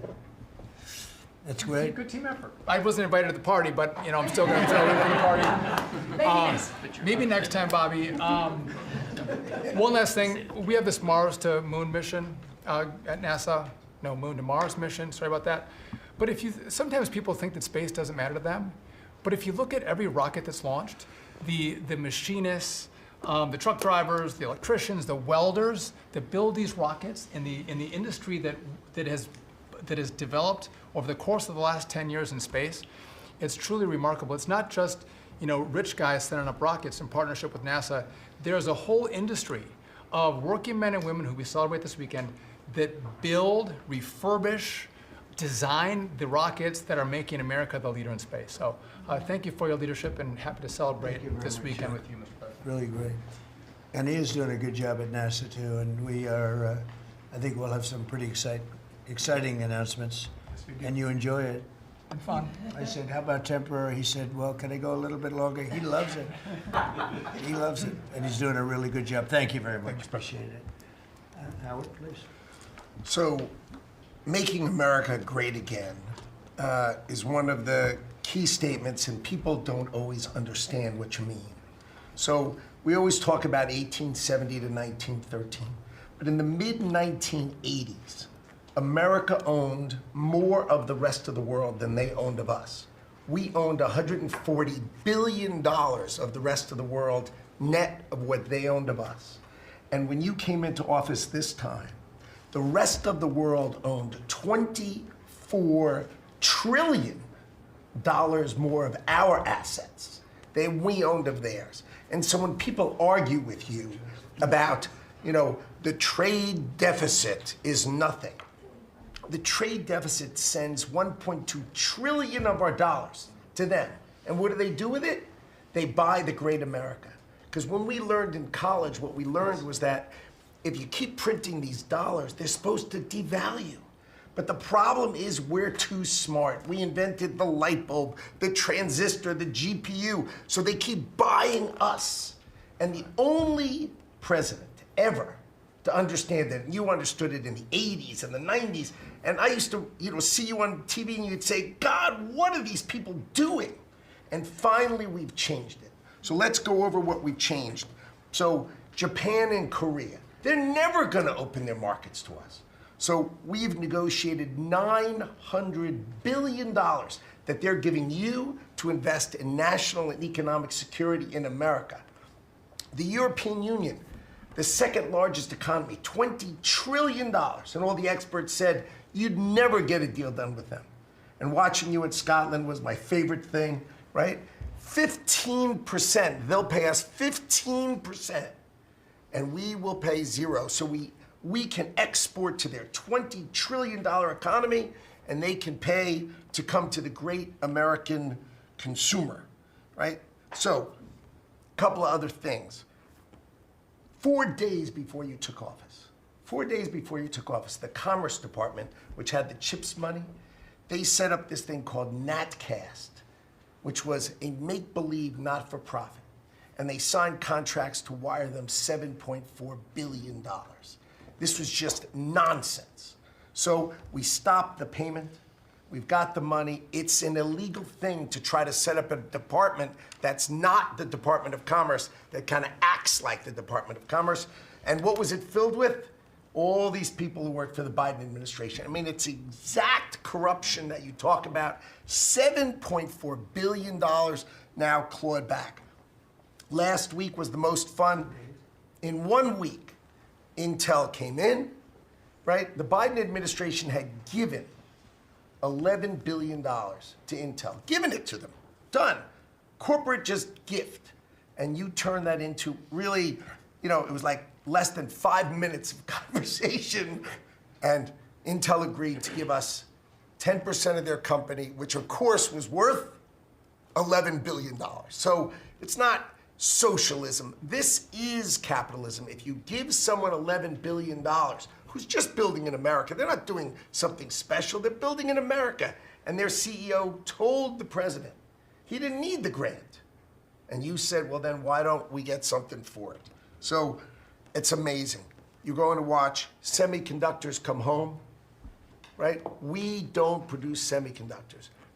We've got $165 billion for TSMC, but you're going to watch the whole ecosystem come home because Donald Trump is the only president who understands the magnet to make them come home is one word, which used to be your favorite word. Now it's dropped to number 4, which is tariffs, right? Tariffs are going to bring semiconductors home.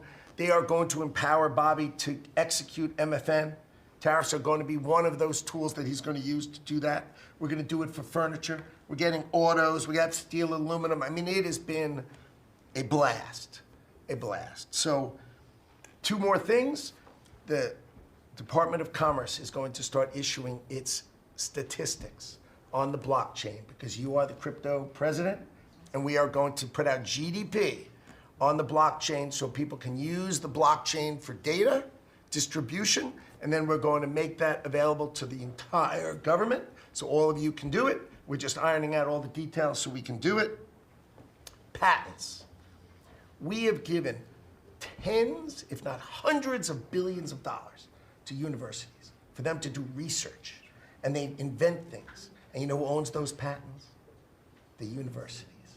So we are going to make a deal with them all, which is if we give them the money, don't you think it's fair that the United States of America and the taxpayers who funded it get a piece of that, right? So we wrote a letter to Harvard, so Linda and I working together.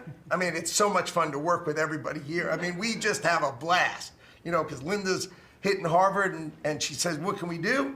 And now we send them a patent letter and we'll hit them again. So we're having fun together. This is the greatest cabinet working for the greatest president, and I just want to say thank you. I'm having the time of my life working for you, Mr. President. Thank you. That was very well stated, wasn't it? Some things people don't think of too much. Thank you very much. Great job. Pete? Sir, well, amen to what Howard said. And I would just say, heading into Labor Day from the American military, sir, we happen to be the largest employer in America. We like to think we have a different form of employees who need to be the toughest and the strongest and the most well-trained and the most lethal. And under the previous administration, and for decades, frankly, it was social justice, it was political correctness, it was divisive ideologies seeping into the ranks and changing how well we do our job. No more. Now it is only merit-based, gender-neutral, colorblind. The best of the best from the top to the bottom, that's our expectation. And so you've enabled that. So from the troops directly, which they ask me to say all the time, thank you for your leadership, for your boldness, for your clarity, for common sense, for providing a shield for the rest of us to put America first and to apply peace through strength. We're in the strength business. That's our job, is to stand behind everybody here and alongside John in everything they do to keep the country safe. And the world is noticing. And I wish everybody could. There were two meetings yesterday that I think tell the story. One was, because today happens to be the 4-year anniversary of what happened at Abbey Gate in Afghanistan. Mr. President, you had the families in, who you've met with multiple times, who, when the cameras were on and not on, acknowledged, sir, you were the only one that gave them a proper greeting, that recognized what they gave their sons and daughters in the debacle that was the withdrawal in Afghanistan, that we will bring accountability for at the Defense Department through our investigation. That's good. But at the same time, the world sadly took notice, whether it was Israel, whether it was Ukraine. Those wars never would have started if you were president. Instead, they looked at the foolishness of Joe Biden. Under your military, your Pentagon, we are restoring deterrence. Whether it's Midnight Hammer and those beautiful B-2s, 37 hours straight, whether it's counter-drug operations in our own hemisphere, whether it's the border, working with Christie and the national security team, whether it's LA, whether it's Washington, D.C., you name it, whether it's Europe. Our allies paying 5%, now our allies in the Indo-Pacific stepping up to do the same. That's a recognition that American leadership is here. And then in the second meeting, we were talking about what we're doing in D.C. and Pam's taking the lead. I have to say, just pause for a second. When I look around this table, yes, there's a national security team of Steve Witkoff and John and Scott and Howard and the vice president and Susie and Christy and Tulsi, but to every person here, we work together on a daily basis. And if you call me and I call you, the answer is yes, how do we do it together? I think that's exceptional. It's what the American people deserve, and you've demanded that, sir. So I very much appreciate it. In that meeting on DC, I started my sentence by saying, the Department of Defense, to which you said, that just doesn't sound right. So maybe next time we're here, my card will read Department of War. We'll see. But it's not, here's the thing, here's what people miss. It's not just about words. It's about the warrior ethos. It's about what the department is supposed to do. George Washington started the Department of War because he wanted us to win our wars. Our founders didn't want endless foreign entanglements. They didn't want endless contingencies and deployments. They wanted an empowered military that the handcuffs were taken off to fight to win and then bring those troops home. So my platoon in Guantanamo Bay, our motto was, those who long for peace must declare for war. We must prepare for war. We don't want war, we don't seek it. You are the peace president, sir. Because we are strong, our enemies know what we will do. And so whether it's Secretary of War or Secretary of Defense, That warrior ethos is changing. We're going back to basics. Our drill instructors can be drill instructors again, sir. So from the minute of the tactical of standards to the strategic of B-2 bombers, we're focused on what matters. Had a meeting yesterday on Golden Dome for America, which is on track to deliver strategically for the American people. Munitions, and the Deputy Secretary making sure our stockpiles are overflowing. That's our job. I'm an honor to be a part of it, sir. Thank you for your leadership. That's great. I think I like Department of War better, but we'll make that decision, right? But you've been great. Thank you very much. So Marco, go ahead. Well, Mr. President, first of all, everyone's made this comment already and needs to be echoed again. You were elected as the President of Working Americans, and that's why this Labor Day is so meaningful. For me personally, this is the most meaningful Labor Day of my life as someone with 4 jobs. And so,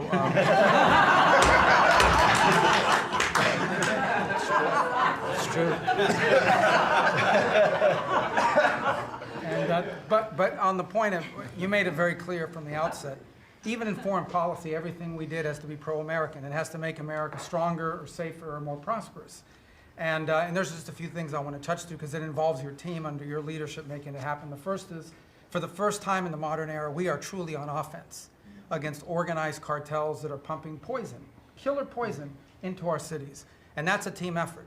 It's Christie's team, it's Pete's team, it's Pam's team, and obviously it's under your leadership. And by the way, we're getting incredible economic international cooperation. Countries just in the last week, Ecuador, Paraguay, Guyana, Trinidad, today Argentina, all joining us or trying to be helpful in advancing this. And this just, one thing is we're going to stop drugs from coming in and we're having record seizures, but another thing is to build an international coalition against the scourge on the international stage. The second is mass migration, illegal mass migration, which is dangerous for the country but harmful for American workers. What's happening on the border is essential, but it's not just what's happening on the border. And again, Christy and her team have been essential in this. We have countries all over the world that are actually helping us, whether it's through safe third country agreements, whether through it's stopping the migration flow from coming here in the first place, incredible international cooperation. You've redefined our border. It's no longer just our physical border. We are doing things ahead of time to prevent this from happening and getting cooperations from countries that we've never seen before. And last, I would say, and Steve touched upon this, who, by the way, is doing a phenomenal job. Steve is both a great negotiator and he's also a nice guy, which are 2 tough things to pull off together. But it's incredible. But we both work for the peacemaker in chief. Think about it, how fortunate we are as Americans to have a president who's made peace a priority. And just since the last time we've met, there was a war going on in Cambodia and Thailand. Between Cambodia and Thailand. The president just picks up the phone and tells them to stop fighting, and within 72 hours, the fighting had stopped. There's no other leader in the world that could have done it. And the fact that you were willing to spend time to do that and to make it happen is, of course, essential. And then the war that didn't happen because of Azerbaijan and Armenia coming here to sign that peace deal, which is historic in so many countries. You know how many countries said, it's never going to happen, it isn't possible. And it occurred, Mr. President, because of your leadership.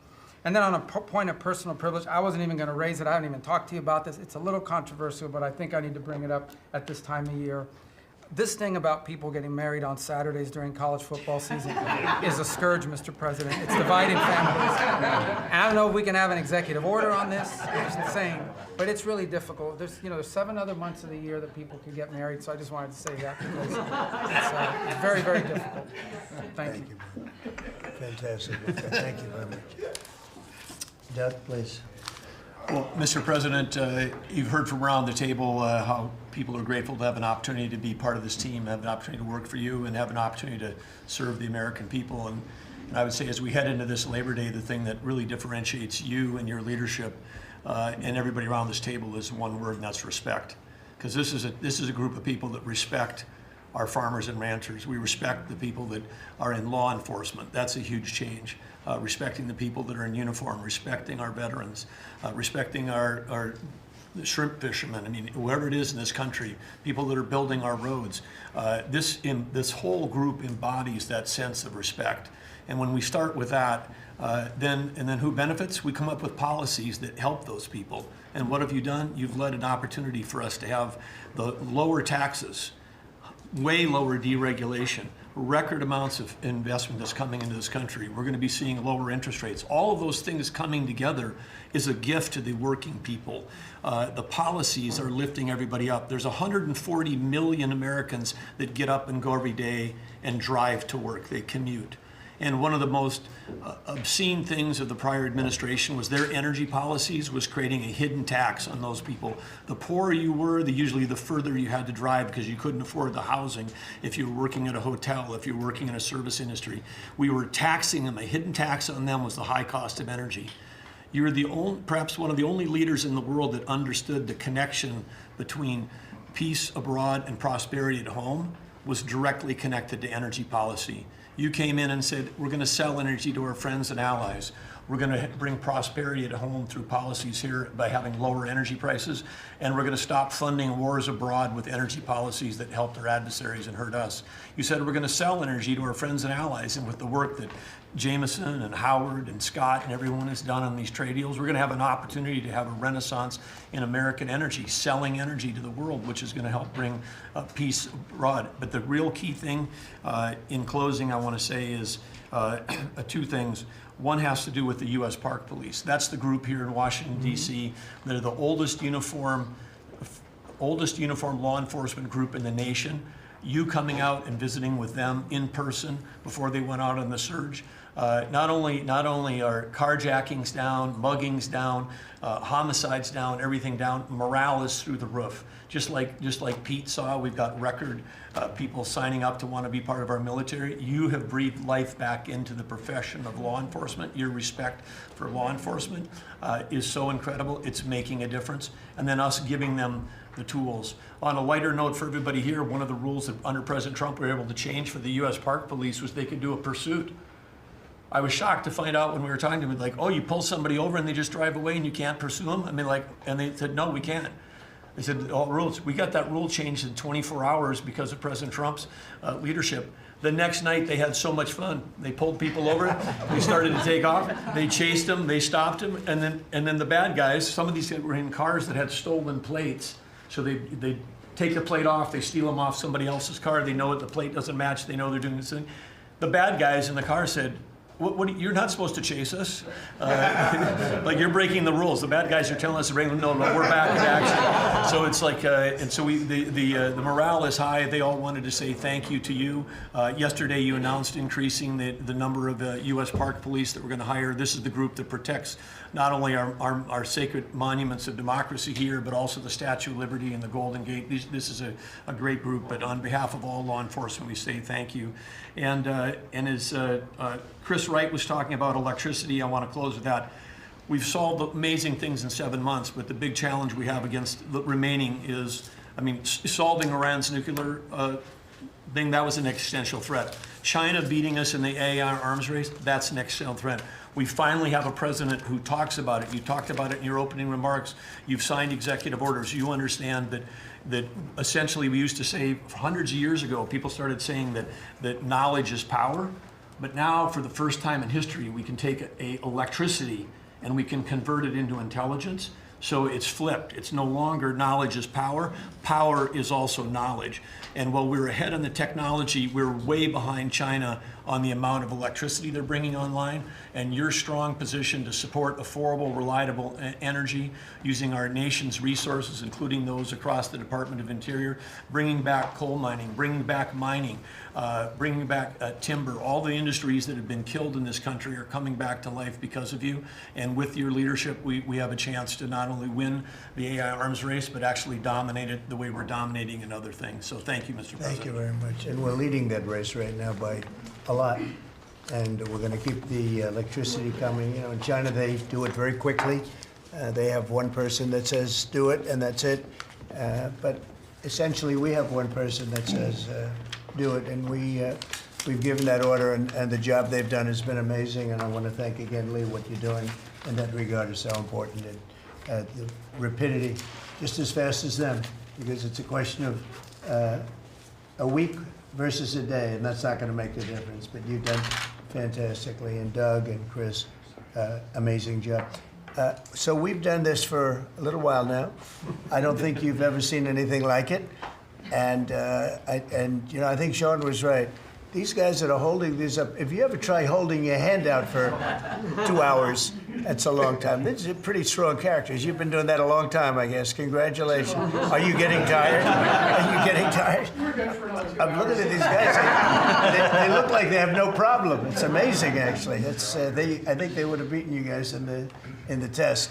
So I want to thank you. If you want, it's been a long time.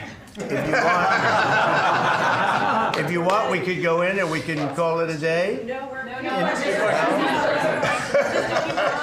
And feel free then to ask some of the questions here.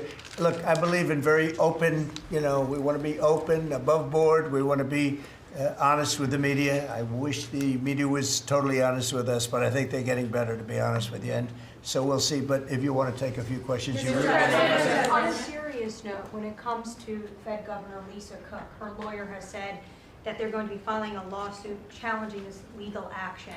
What is your response? Are you prepared for a legal fight? And then a little bit more. Oh, sure. Always. You always have legal fights. Look, I had a legal fight that went on for years with crooked people, with very horrible people that have been found out now between John Ratcliffe and Tulsi and Pam. And I mean, the things that we found out, of course, it's a very, very sad group of people.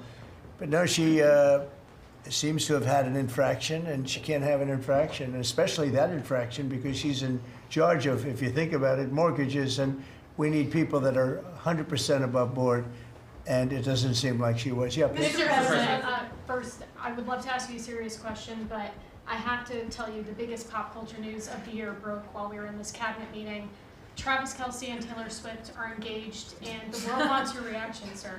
Well, I wish him a lot of luck. Thank No, you. I think I think he's a great player. I think he's a great guy, and I think that she's a terrific person. So I wish them a lot of luck. On a serious note, Mr. President, in May, Secretary Rubio said that they were aggressively removing visas of Chinese students. Yesterday, you said you wanted to allow 600,000 Chinese students to study in the United States. Could you and the Secretary clarify what is the policy on Chinese students in the United States? Well, we think we're getting along very well with China. And I'm getting along very well with President Xi. I think it's very insulting to say students can't come here, because they'll go out and they'll start building schools and they'll be able to survive it. But I like that their students come here. I like that other countries' students come here. And you know what would happen if they didn't? Our college system would go to hell very quickly. You'd have, and it wouldn't be the top colleges. It would be colleges that struggle on the bottom. And you take out 300,000 or 600,000 students out of the system. I like having, and I told this to President Xi, that we're honored to have their students here. Now, with that, we check and we're careful and we see who's there, and Marco wants that. We spoke, we're in the same position. But we have a tremendous college system, the best in the world, nobody even close. That's why China sends them here. And you can call it an industry if you want, but you're talking about millions of people. And I'm honored to have the students from China come here. And we're just getting along very well with China. And it's a different relationship than we had for years, where they took hundreds of billions of dollars, just sucked it right out of our country. They respect us again. I respect them. The relationship is very good. I think it's important that these are two very major powers, nuclear powers at that, but two very important powers. You know, when I get along with Putin, when I get along with President Xi, when I get along with these people, that's a good thing, not a bad thing. We're tough and we're smart and we're strong. We get along. It's a lot better than not getting along. You had somebody in here before. The war should have never started with Ukraine and Russia. It would have never started. And Putin said that himself. President Putin said that himself.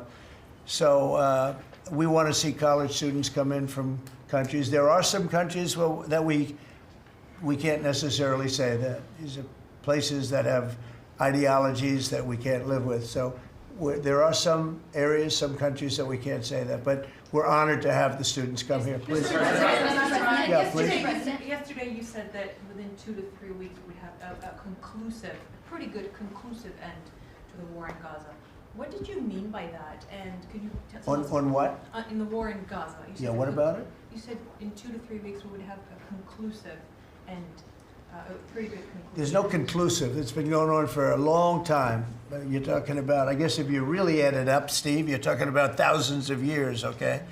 It's been going on there's nothing conclusive, but hopefully we're going to have things solved very quickly with regard to Gaza and also with regard to Ukraine and Russia. Mr. President, Mr. President, who are you considering for the replacement to nominate for Lisa Cook, and what economic background or history are you? Well, we have some very good people for that position, and I think we have some very good people. We're down to, I mean, I think I maybe in my own mind have somebody that I like, but I deal with Scott and I deal with Howard, and we're dealing with a lot of people actually that are going to be involved in that decision ultimately. It's a very important decision.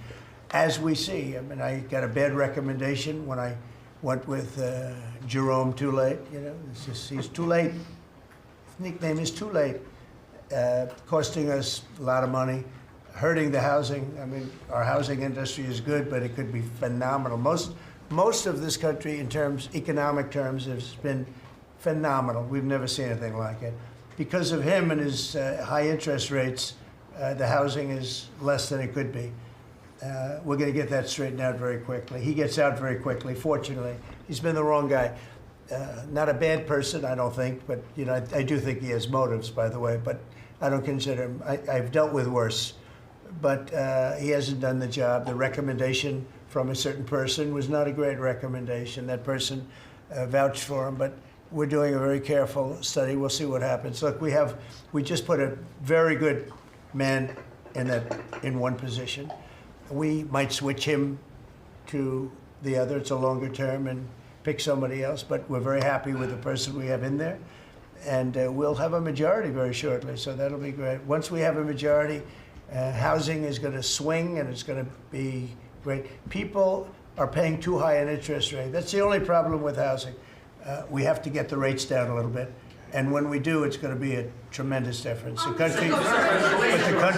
country is doing so well.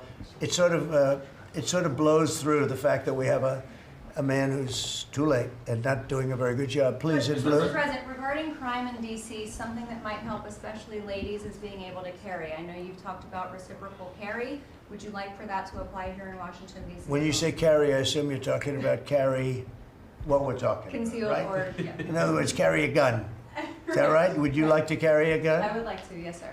You'd feel a hell of a lot better, right? I absolutely would. I agree with you 100%, okay? Okay, great. But I'll tell you, within another couple of weeks, it's hard to believe what's been accomplished in 12 days, but within another couple of weeks, you won't have to carry. You're not going to have to carry. You're going to be safe. People are safe now. The turn has gone fast. I knew it was going to go fast, but this turn has gone really fast. And within a month or two, this is going to be one of the safest places in the country. I have no doubt about it. And we'll do an extension. We'll work with Congress, or I could declare an emergency, but I don't think that's going to be necessary. We'll work with Congress. We're going to be working with Congress. I spoke with our great speaker, and I will be speaking to John Thune, and we're getting tremendous support from Congress, especially maybe here. Everybody wants to see our capital be great. Could say be great again. You know, it's such a beautiful place, but if you have crime, nothing looks beautiful. So, but you won't need to carry a gun, but if you do, Well, I would like it's to gonna be have your the choice. option, just in case. Well, a lot of Sir, people feel that. Also in other blue cities, you've got Karen Bass in Los Angeles, Brandon Johnson in Chicago. It seems to be very popular here, the fact that people can walk around, go to restaurants, shop, and not Yeah. have to worry about their safety. If blue city mayors oppose those efforts in their cities, do you anticipate that Democrat voters are going to take it out on them at the ballot? I think so. I think that crime is going to be a big thing.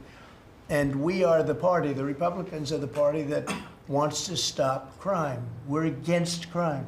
The Democrats like crime. I don't know why. I mean, we talk about common sense. I think I got elected on talking about common sense. The border, we have to have a wall. We don't want transgender for everybody. We don't, as I said before, we don't want to have men playing in women's sports. I mean, you see the difference. Weightlifting. Take a look at weightlifting. Take a look at long distance running, where a runner came in 5 hours and 14 minutes ahead of another runner, both champions. One male, one female. It's not fair. It's demeaning to women. It's so bad. But they have another one, and I think this is the beauty of them all, crime.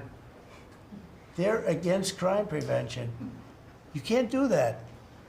You can't do that.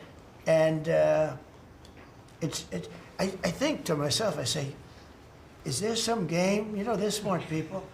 is there anybody that could cheat like that in elections is smart, okay? And there's never been in history anybody that could cheat like that. They're smart. They're brilliant in many ways. I say, is there some trick to this? When they say, Trump is in Washington, D.C., stopping crime. He's a dictator. And people are being mugged like your brilliant associate here. I don't know how you're alive. I mean, based on that story, you got very lucky. He didn't just go, all he had to do is this, right? And, you know, it's pretty amazing. So we have something. I think we have two things. I think what Bobby was talking about with respect to drug prices is unbeatable. Nobody else could have done it but us. And I think that crime. I think crime will be the big subject of the midterms and will be the big subject of the next election. Think of it. They are, instead of saying, Trump's right about crime, it's really bad in Chicago. You have a guy in Illinois, the governor of Illinois, saying that crime has been much better in Chicago recently, and Trump is a dictator. And most people say, if you call him a dictator, if he stops crime, he can be whatever he wants. I'm not a dictator, by the way, but he can be whatever he wants. I think it's going to be a big subject for the midterms, and I think the Republicans are going to do really well. They called it a trap. This Democrat consultant, they said, he's put him in a trap again, because these are all traps. You know, 80-20, but they're not 80-20. They're almost 100-0, all these issues. But I would say that crime is stronger than men playing in women's sports.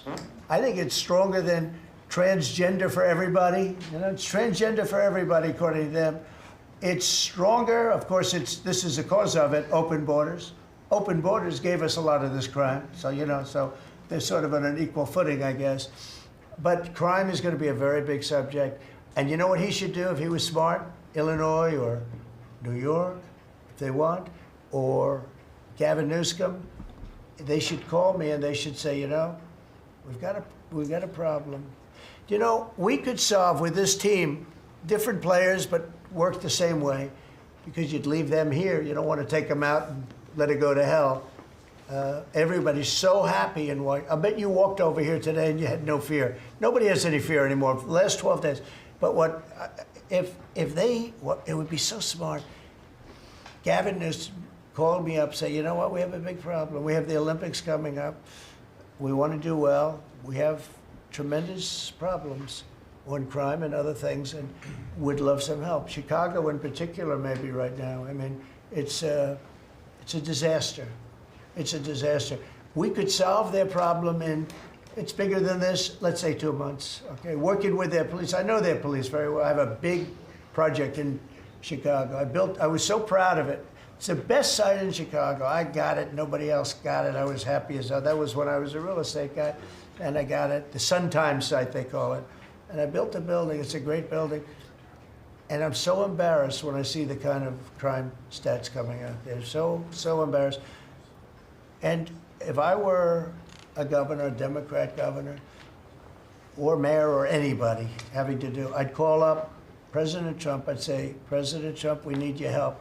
We saw what you've done in D.C. in a period of 12 days. This is 12 days. We haven't even started. This is going to be so safe. It's going to be the safest place on earth. And we'll do the same thing in Chicago. But I'd like to be asked, as opposed to just going in and doing it. Because, you know, when you go in and do it, then they start screaming, oh, he shouldn't be here. We don't need him. We're doing so well. And then the better we do, they take credit for it. So it's really pretty unfair. Mr. President, Yes, on go ahead. crime, for a lot of victims like myself, a big concern is long-term sustainability. Can you share with the American public about your plan in ensuring that DC is safe in the long term? Longer term, yeah. Well, it's a great question.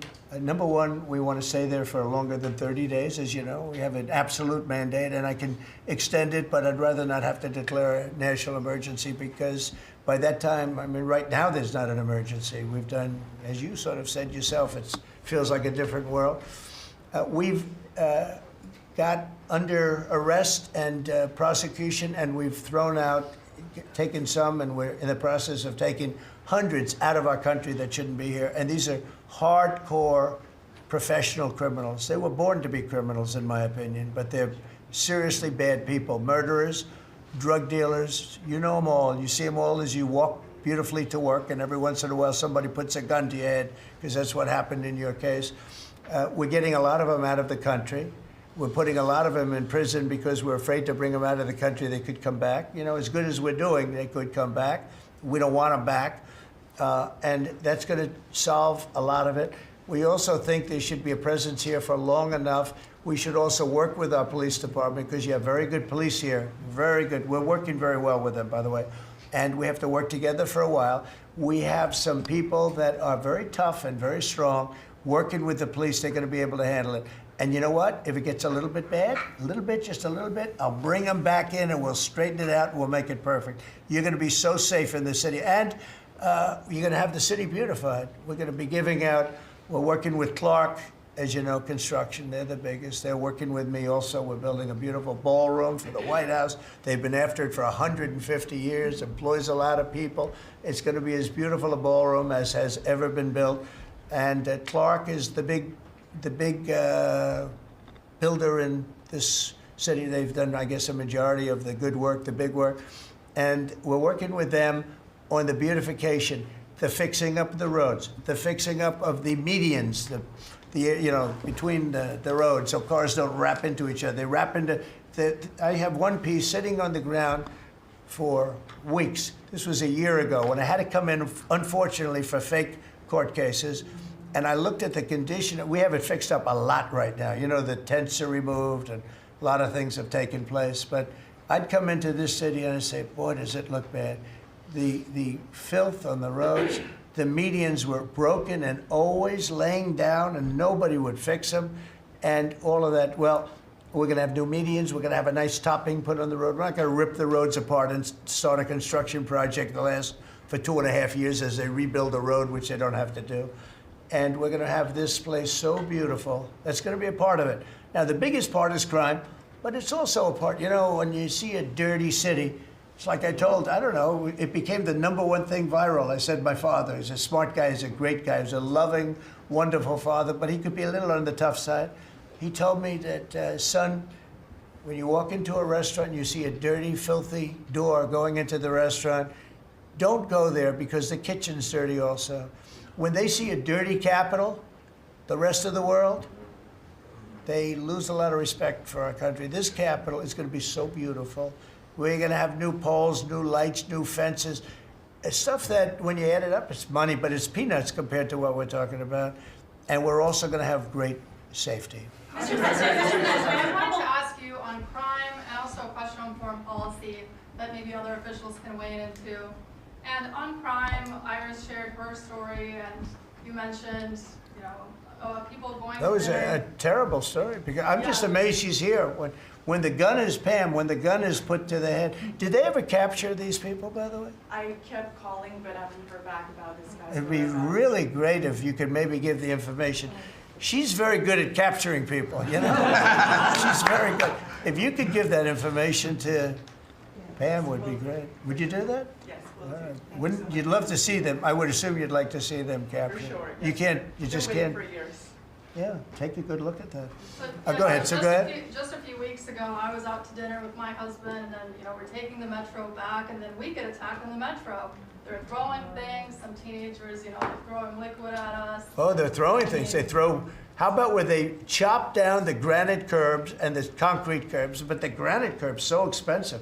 You know, those granite curbs, nobody uses them because they're so expensive. And you see a guy chopping them and handing out big chunks of them like a brick, because they couldn't get in because people were stopping them from walking out. A little bit unusual when you're walking with a bag of bricks. Generally speaking, Sean, that's not a good sign. Right? It's not a good sign. But they now come in with hammers. They can disguise a hammer, and they start pounding the concrete and the granite, and they hand out chunks. And those people take those chunks and start throwing them at cops, or they stand on the top of bridges and they drop them down into the windshield of your car, and you get killed running into a light pole. It's those days are over. I wanted to ask you, Governor Hochul, Kathy Hochul, said that she spoke to you on the phone, and you said you might send National Guard troops to New York. You mentioned that. So will you? I'd love to do it if she'd like. I get along with Kathy. If she'd like to do that, I would do it. see, look, New York has difficulty like other, and I don't want to make this I want to make this like friendly, but the places we're talking about happen to be virtually all Democrat run. Now, take a look at your 25 places that are most troubled.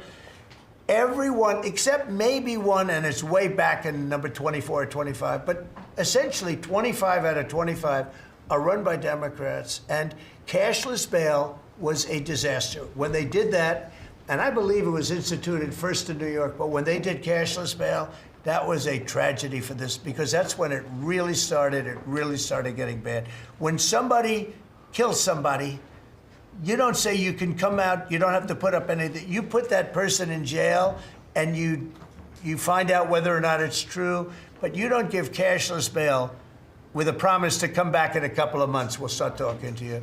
Because they go out and they kill other people, and you can't do that. The cashless bail has been, it's just a woke thing. It's got to stop. You see that, Christy, better than anybody. It's got to stop. It causes unbelievable, and we're doing that. We're stopping it in D.C. I would love to have the governor of Illinois call me and say, look, we have a problem in Chicago. We will stop that problem in Chicago in 2 months, maybe less, 2 months. We'll stop it. These are tough cookies we have working for us. These are tough cookies. These are not politically correct soldiers that I won't go into definitions of what that means, but these are not politically correct soldiers. These are rough guys. I watched it last night. I see it. I saw them the other day when we went down and we spent some time together with them. These are tough cookies. These are not people that you're going to laugh at and spit in their face and they're not going to do anything about it. And these people, they're afraid, these gang members who are bad people too. These are bad, these are just bad people. Ours are bad, but they're bad in a good sense, right? You don't understand that, Scott? And we can solve Chicago in 2 months. Now, then, as per your statement before, we have to keep it going, and we'll be able to keep it going. The first thing you have to do is get it down. We are very close to being at that position in D.C., and within a month, we will be, within a month from when we started, which is quicker than I thought, you're gonna feel very, very safe. I think you feel very safe right now. But I would love it to have these governors, mayors call me and say, we'd like to invite you into our community because we have a problem and you can handle the problem and we can't. One other thing, sanctuary cities, they should be terminated. They're sanctuary for criminals. They're safety and security for criminals. They are very, very bad. And all of these places have big sanctuary cities, and all they're doing is protecting criminals. Okay. About Lisa. You have spoken out very strongly for a long time about what you see as the weaponization of government. Yeah. Is your administration weaponizing No. government by digging into the mortgage records of officials you don't like? No, they're public. I mean, you can find out those records. You can go check out the records yourself. And you should be doing that job, actually. You wouldn't do that because that's not the kind of reporter you are. But you should be doing that job. I shouldn't have to be doing it. If you did your job properly, we wouldn't have problems like Lisa Cook. Go ahead. You were going to say something? So would you be trying to fire Blue? Lisa Cook if she had voted to lower interest rates? On national Please. security. I think we have to have lower interest rates, yes. A follow-up question for you and Madam Attorney General on national security. We've heard from Stephen Miller yesterday in the Oval Office that there are street criminals here in D.C. who are actually found to be doing business with transnational criminal cartels. That's right. overseas. And we know who they are, and we know who they're doing business with. And we're arresting the people, very strongly arresting, and we're keeping them there because, your laws here make it very difficult. And one of the other laws we're trying to get done, because you have 14-year-old kids that are just as tough as a 25-year-old kid, just as dangerous, and they carry the same gun. And we have to make a provision where they're treated like older people, because these are seriously tough, bad. They're children, but they're criminals, and they're really bad criminals. And they're used by older people because they never get charged because you can't do anything to them. But we are getting that change, Pam, I hope, because you have 14-year-old kids that are evil, they're sick, and they have to be put away. Something has to be done, because you can't have a society where they're allowed to walk the street. You know that better than anybody. Mr. President, on your way to Alaska. I can't believe it. You're not tired holding that? Look I have at a this. few more questions. How strong are you? How strong are you? Look at him. He's been holding that thing for 3 hours. You're a good fisherman. Well, I should give that a shot. Go ahead. On the way to Alaska, you had mentioned that there would be severe consequences if Vladimir Putin did not agree to a ceasefire. Yeah. After that summit that was rolled back, given the negotiations, is he back on the clock now? I want to see that deal end. It's very, very serious what I have in mind if I have to do it, but I want to see it end. I think that in many ways he's there. Sometimes he'll be there and Zelensky won't be there. You know, it's like, who do we have today? I got to get them both at the same time. But I want to have it end. We have economic sanctions. I'm talking about economic, because we're not going to get into a world war. I'll tell you what, in my opinion, if I didn't win this race, Ukraine could have ended up in a world war. We're not going to end up in a world war anymore, but it would have ended up possibly in a world war. That would have been they were ready to trot. But just like India and Pakistan, we're going to end up in a nuclear war if I didn't stop them. You know, it's sort of strange. I saw they were fighting. Then I saw 7 jets were shot down. I said, that's not good. That's a lot of jets, you know. $150 million planes were shot down. A lot of them, 7, maybe more than that. They didn't even report the real number. And I'm talking to a very terrific man, Modi of India. And I say, what's going on with you in Pakistan? Then I'm talking to Pakistan on trade. I said, what's going on with you in India? And the hatred was tremendous. Now, this has been going on for a hell of a long time, like sometimes with different names for hundreds of years. But I said, what's going on? I said, I don't want to make a trade deal. No, we want to make a trade deal. I said, no, I don't want to make a trade deal with you. You're going to have a nuclear war. You guys are going to end up in a nuclear war. And that was very important to them. I said, call me back tomorrow, but we're not going to do any deals with you, or we're going to put tariffs on you that are so high. You were there, Howard, right? Yeah. You're going to put tariffs on you that was so high, I don't give a damn, your head's going to spin. You're not going to end up in a war. Within about 5 hours, it was done. It was done. Now, maybe it starts again. I don't know. I don't think so, but I'll stop it if it does. We can't let these things happen. The Russia-Ukraine situation, last week, 7,012 soldiers, 7,012 soldiers died. They were Russian, they were Ukrainian, they weren't American, so a lot of people would say, what do you care? They're not American. I care. They're 12,000, over the last couple of weeks, over 12,000 people died in like in 2 weeks. You know, we're talking about crime where somebody's killed here or somebody.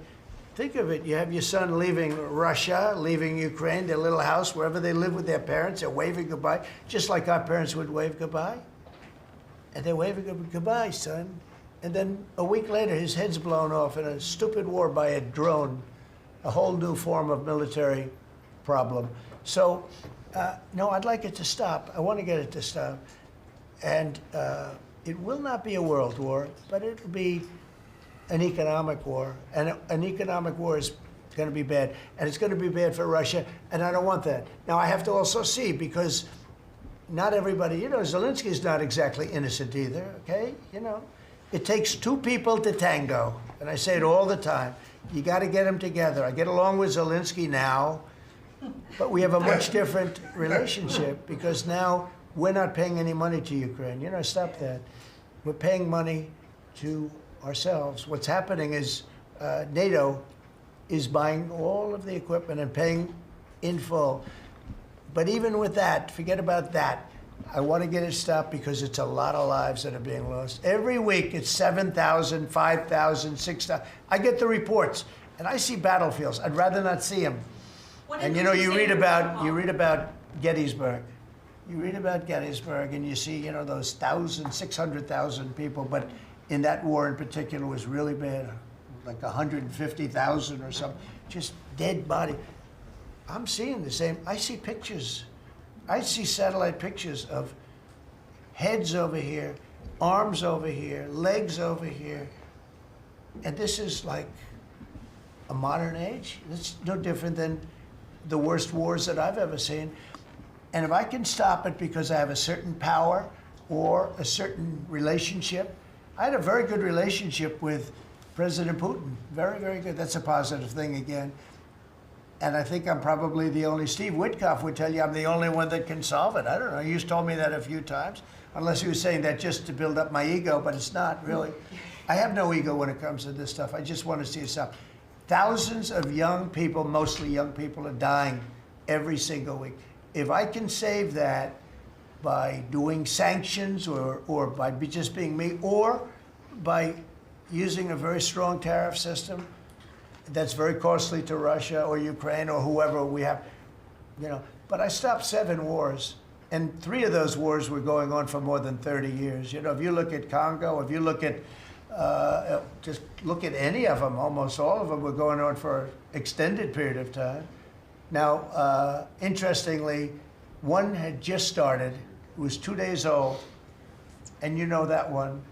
And we did that one when we were in Scotland negotiating. It was 2 days up, but there were 2,000 dead bodies laying on the border, and I got that one stopped too. And I'm very honored by that, but I still, the one that I thought would be the easiest is turning out to be the hardest. That's President Putin and President Zelensky, but I think I'll get it done. Why do you think that? You never know. It's war. Can you stop the family? With war, you never know, right? War's very tricky, very horrible, but with war, you never know. Things change. People go into war, think they're going to win the war, and then they get their asses kicked, and they lose their country, and they lose millions of lives. Nobody goes into a war thinking they're going to lose. They go in. I'm sure that Ukraine thought they were going to win. It's going to be, you know, we're going to win. You're going to beat somebody that's 15 times your size. Biden shouldn't have let that happen. Biden shouldn't have. I mean, the man was grossly incompetent. He should have never been there. That would have never happened. But you don't go into a war that's 15 times your size. The Fed just put out a statement saying that Lisa Cook has indicated through a personal attorney that she'll promptly challenge this action in court, seek a judicial decision that would confirm her ability to continue. That's all right, whatever it it says is. the Fed will abide by any court decision. Thank you very much for reading You abide that. by a court decision. I abide by the court, yeah. I abide by the court. Yes, please. That's enough. That's enough. Mr. Go ahead. President, what other companies are you thinking about taking stake in? Well, you know, we didn't take a stake in the sense that it was reported. Everyone said, I bought a stake in Intel. No, I got it for free. I said I was with the, is that correct statement? Howard was there. Absolutely correct. Scott knew all about it. They came in, a man was charged with something by a very good person, Senator Cotton, made some statements about the gentleman that was running Intel. When he came in, and I said some rough things about him, I said, I'm not happy with it, and they called, and he was very devastated at what I said. I said he should immediately resign. And he came to see me, and I was very impressed by him, actually. And he made a mistake, or factors happened where something like this could have taken place. In the meantime, his board was staying by him. And I said to him, and took about, I would say, less than 45 seconds. I said, you know what you should do if you're smart? Give the United States of America 10% of your company. And he looked at me and he said, I'll do that. I said, I just made $11 billion for the United States. And we made the deal. I didn't pay, we didn't write a check. Now, I guess Biden, with his stupid CHIPS Act, handed money to all these people that didn't need any money. Exactly. It didn't do anything. You know, they're giving billions of dollars to everybody. They all have so much money, and they have more money. But there's no commitment that you had to build. They just took all this money. It's the stupidest thing I've ever seen. See, with tariffs, they have to come in. Because if they don't come in, they can't sell into our country. So it's power, and you don't have to give up any money. But I said to him very simply, I mean, I'm glad we're straightening this out, because everyone thinks I bought in. No. I said, it would be great, we'd be a great partner for you, and I want to see Intel do well. You know, Intel was a great company, and it can be a great company again. But I said, I think it would be good if we own 10% of your company. He said, I'll make that deal. And it happens to be worth $11 billion. So we made $11 billion for the country. And then I was criticized by some of the fake news media. That's not the American way. Actually, it is the American way. Now, if I can help other countries or do those deals with others, I would do that. I think it's great. It's good. Builds up our balance sheet. Let me tell you, our country is becoming very rich again. You don't see it. When the CBO came out on Friday and said, we just found $4 trillion, and that goes to reduce our deficit, $4 trillion, and it was from the tariffs.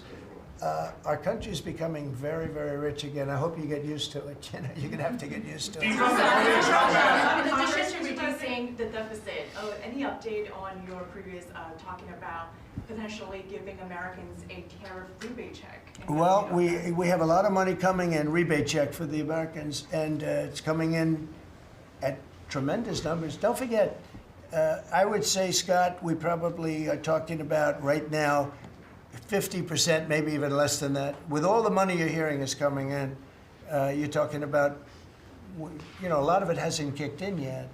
And when it really kicks in is in 2 years when these plants are built and opened and the money starts pouring in, right? But, I mean, there's a concept of making you could call it a dividend, as we would say, making a dividend to the people in this country who have had to suffer through stupid leadership. And they paid a lot of taxes and they got nothing for it. Or they got attacked like you were, okay, for it. No, there's a possibility. Primarily we want to pay down debt, but there's a possibility that we take a piece of it and make a dividend to the people. Mr. President, I have a question for Steve Witkoff, if I may. Yeah.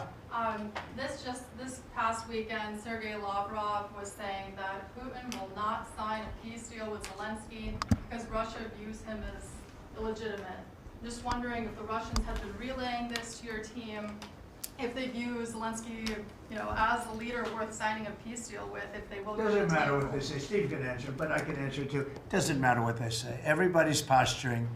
It's all bullshit, okay? Everybody's posturing. Steve, do you have a different answer? I agree with you, sir. In New City, there are 500 people short on the police department, police. In New York City, it's 3,000. In Chicago, it's 1,300. Would they have had to bring in troops from the National Guard if the police departments in this country were fully staffed? Defund the police. How bad did that turn out for America? It's an interesting question. I was surprised when I heard how many police were here. It's not a really big area, and I think they said they're down to 3,200 police or something like that. I said, that's a lot of police. And I was a little bit surprised, because to me that's a big force.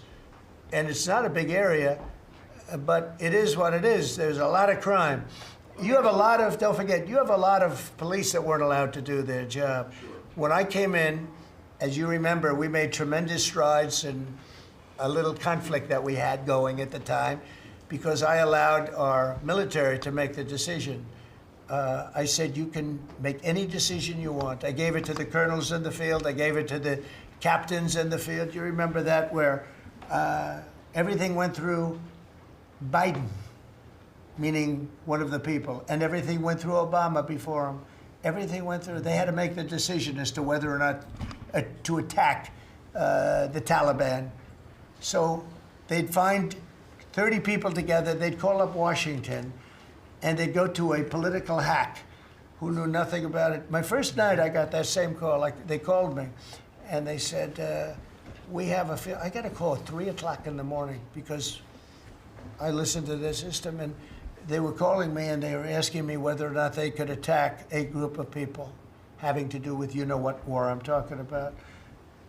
And I said, I know nothing about this. Wait a minute.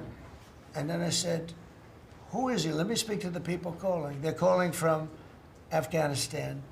And I said, let me speak to the people. I want to speak to them. And it was a colonel. I said, where'd you go to school, Colonel? I went to West Point, sir. Were you a good student? I was, sir. I was a very good student. So you're calling the White House to ask for permission to attack, and by the time you get the answer, how long does it take? Sometimes 2 or 3 weeks. So by the time you get the answer, the people that you want to attack have already left, right? He said, how did you know that, sir? I said, let me ask you, so you're a good student, you went to West Point, and you love the military, right? Yeah. You make the decision. And I gave all those guys that went to all these great schools, and they're all military people, I gave them the right to make their own decision, and we kicked ISIS's ass. Don't forget, ISIS was supposed to be, was supposed to take 5 years to terminate him, and we had a man named Raisin Kane, who happens to have done the whole thing in Iran. He's a great general, and he's a wonderful guy too, believe it or not, but he's a great soldier. We let them do their work, and we defeated ISIS. We defeated everybody. Every fight that we had militarily that I had, I won. And I let these great soldiers do some make a mistake, I guess. But like this colonel, I'll never forget it. Where did you go to school? I went to West Point, sir. I did ask him a question. I like good students as opposed to bad students. He said, I was a good student, sir. And I said, you do what's necessary. And, you know, I don't want to sound overly vicious, but he wiped out the entire group of very bad people that want to kill us. So you have to let them do their job. In Washington, they're not allowed to do their job, okay? They're not allowed. You have great police. You have great police, but they're not allowed. Hello. Go ahead. On Congress, Mr. President, would you be open to a year-long continuing resolution? I'm always open to whatever is necessary. Look, here's the problem in Congress. You have Democrats that will never vote for anything. I could say that we're going to lower your taxes by 50%. We're going to guarantee you free cities, safe cities. Nobody will ever get touched, molested, beat up, shot in the head. We're going to give you the greatest country ever. We need your vote. And they won't vote. And they do it in unison. The only thing they do good is cheat on elections and unite. You know why they unite? Not because they're good or they're loyal people. They unite because they're afraid. They're afraid of the radical left. And you can't get their vote. So we have a vote coming up at the end of September. And I think we're going to pass it because we have the majority. And I think almost every Republican will vote for an extension. Because no matter what deal you make with these people, look at Schumer. He made a deal a year and a half ago, and after making the deal, he's been almost run out of the party. He's not the same man. He's not the same man. He's finished. He aged 20 years. He's become a Palestinian, by the way. We call him our great Palestinian senator. But Chuck Schumer, and I wrote him a letter. I said, Chuck, that was really great. Thank you very much. And somebody gave the letter to the press, not me. And he was destroyed because they thought I was being sarcastic, and I wasn't. He made a great decision. It kept our country open. It was a positive. But you can count on almost no vote. I mean, I see things. I'll give you an example, crime. So we're going to pass a bill to stop crime. We may not get one Democrat vote, okay? We may not get one. So when you say continuing resolution, I guess so, and it's going to be passed exclusively by Republicans. On farm Mr. President, visas, why do you use you mentioned in Iowa that you wanted to see sir? some changes to the H-2A visa program for farm workers. Right. You mentioned in Iowa that you want to see changes. Do you want to see that before the fall harvest? Well, I love both groups, and we take care of our farmers, and we also take care of the people that want bad people out of our country. And we're working on something that's going to work really well. We take care of our farmers, but we also have to take care of those people that voted for me because they don't want criminals in our country. And we're working on something where we can take care of both. Mr. President, you were talking about the CBO report that two of your cabinet members were talking about. I remember back on Liberation Day, many of us reporters covered your detractors, people saying that it was going to explode the deficit and therefore explode the debt. Who all has called you to say I was wrong? That's very good. You know the answer to that. Okay, yeah, please. Mr. President, Governor Pritzker said yesterday that at a press conference that he would encourage nonviolent resistance to the National Guard if they were sent to Chicago. What's your response to that? He said what? That he would encourage nonviolent resistance if the National Guard is sent to Chicago. Look, this guy doesn't know what resistance is or nonviolent resistance is. He's a bad politician. It's amazing. I mean, if he didn't have the money, he wouldn't get any votes because there's no compelling reason to vote for him. The guy's a major loser. But it would be nice if he would call me. I would change my mind immediately. He said, you know, because everybody knows Chicago is a hellhole right now. Everybody knows. It's not like he's saying, Chicago has much better numbers, right? Well, what's much better? You mean 100 people are going to be murdered? It's going to be much more than that.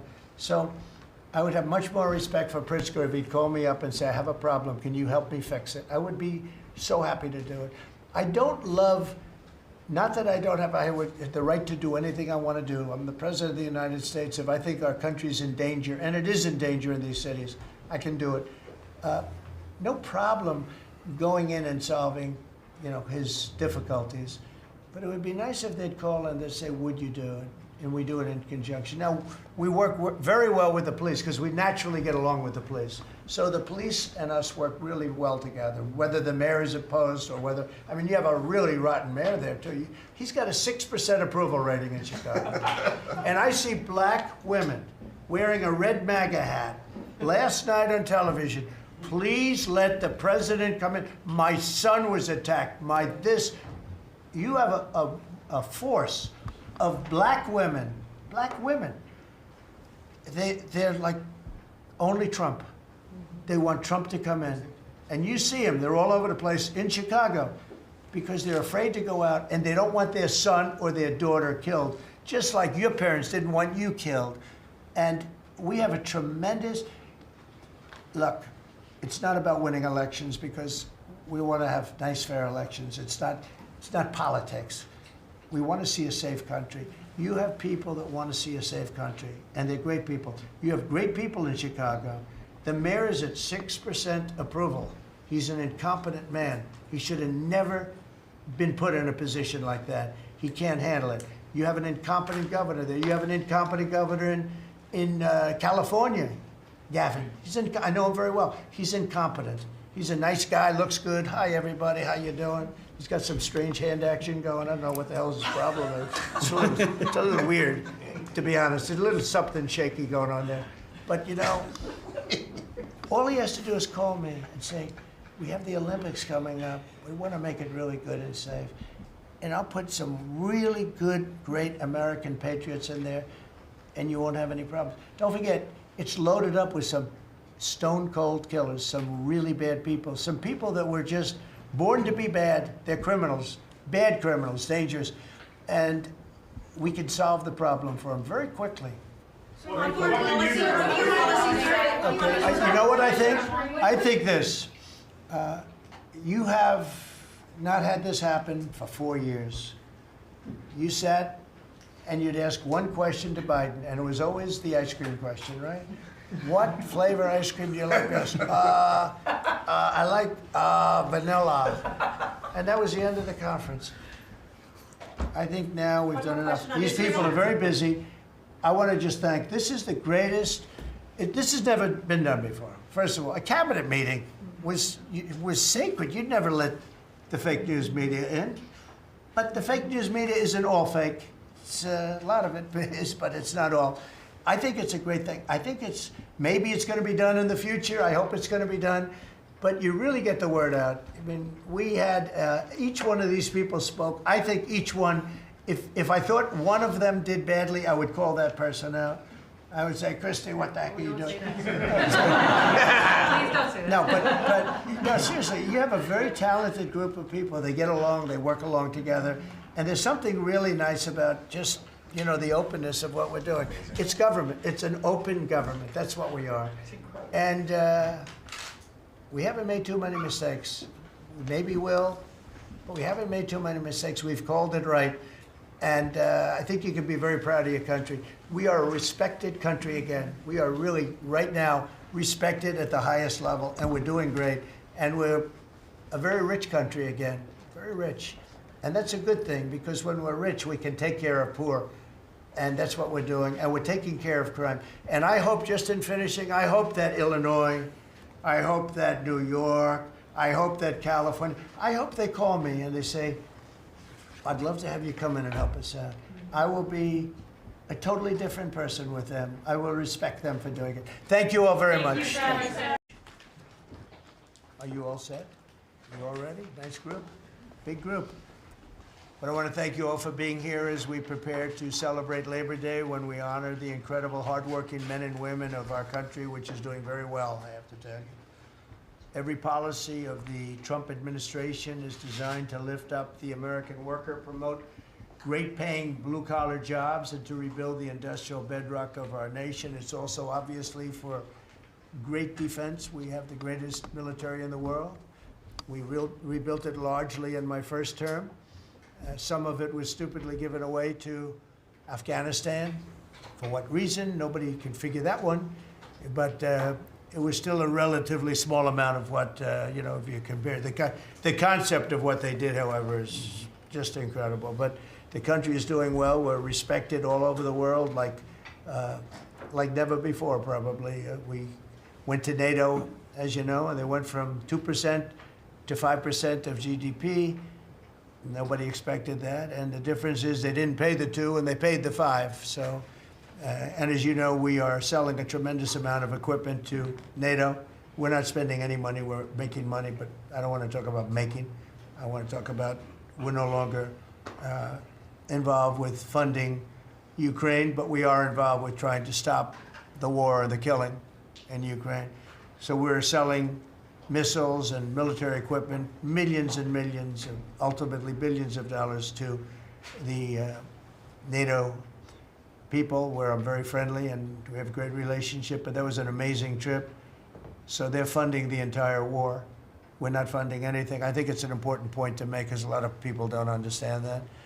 And we will continue to do that, and we're trying to get as much as we can for them. They want the American product. The American military product is by far the best in the world, and that's what they want to get. They have lots of options, but that's what they want to get. So the factories are doubling up and tripling up, where they make the Patriots and other really, you could say, defense and offensive weapons.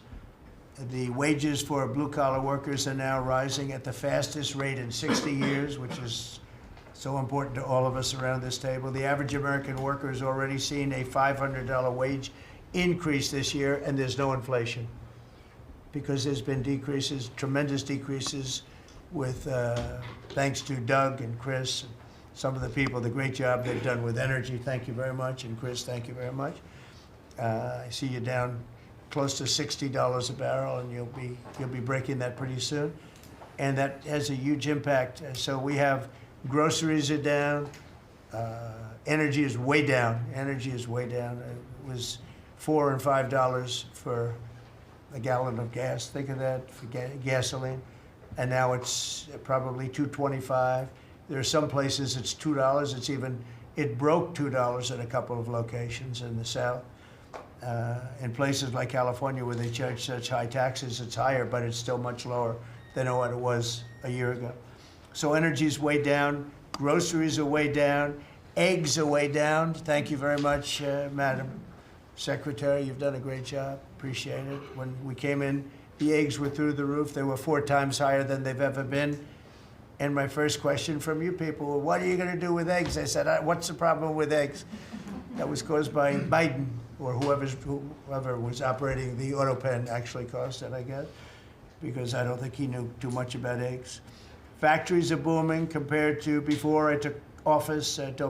Domestic auto production is going to be, it's going to be so thrilling in 2 years when you see the numbers, because they're building plants all over the country. They're all coming in because of tariffs. They don't want to pay the tariffs. And if they build their plant here, they don't pay the tariffs. And they're pouring into our country, and you know about AI and you know about but the auto plants, that's the good old-fashioned stuff that I love. The auto plants are pouring into the United States of America. They're coming from Mexico, they're coming from Canada, and they're coming from Europe, all over Europe. And it's been pretty amazing. So factories are booming. And when they actually open, right now they're booming in terms of construction. This is something given to me by Mark Zuckerberg. And you'll see, this is AI now. I never understood. I said, well, because I built shopping centers, and for $50 million, you can build a very nice shopping center. So I never understood when they said $50 billion for a plant. I said, the hell kind of a plant is that? But when you look at this, you understand why it's 50 billion. So this is one he's building in Louisiana. That's Meta, Facebook, as people understand it to be. But look at that, that's the size of Manhattan. So that's superimposed over the island of Manhattan. It takes up a big part of Manhattan. I think they say 81% of Manhattan. So these are big things, and they're going up. A lot of them are going up now. I don't know that big. Actually, Mark is building 4 of them, and others are building similar places. And when these things open up, I'll tell you what, our country, we're leading China now in AI, substantially leading China. And the reason is because we're letting them build their own electrical facilities. We would need double the energy that if you take all of the electricity that we produce right now in this country, you'd have to multiply it times 2 or maybe 3 times. So 3 times more than we have right now for everything, to operate your toaster and everything else, okay? 3 times more.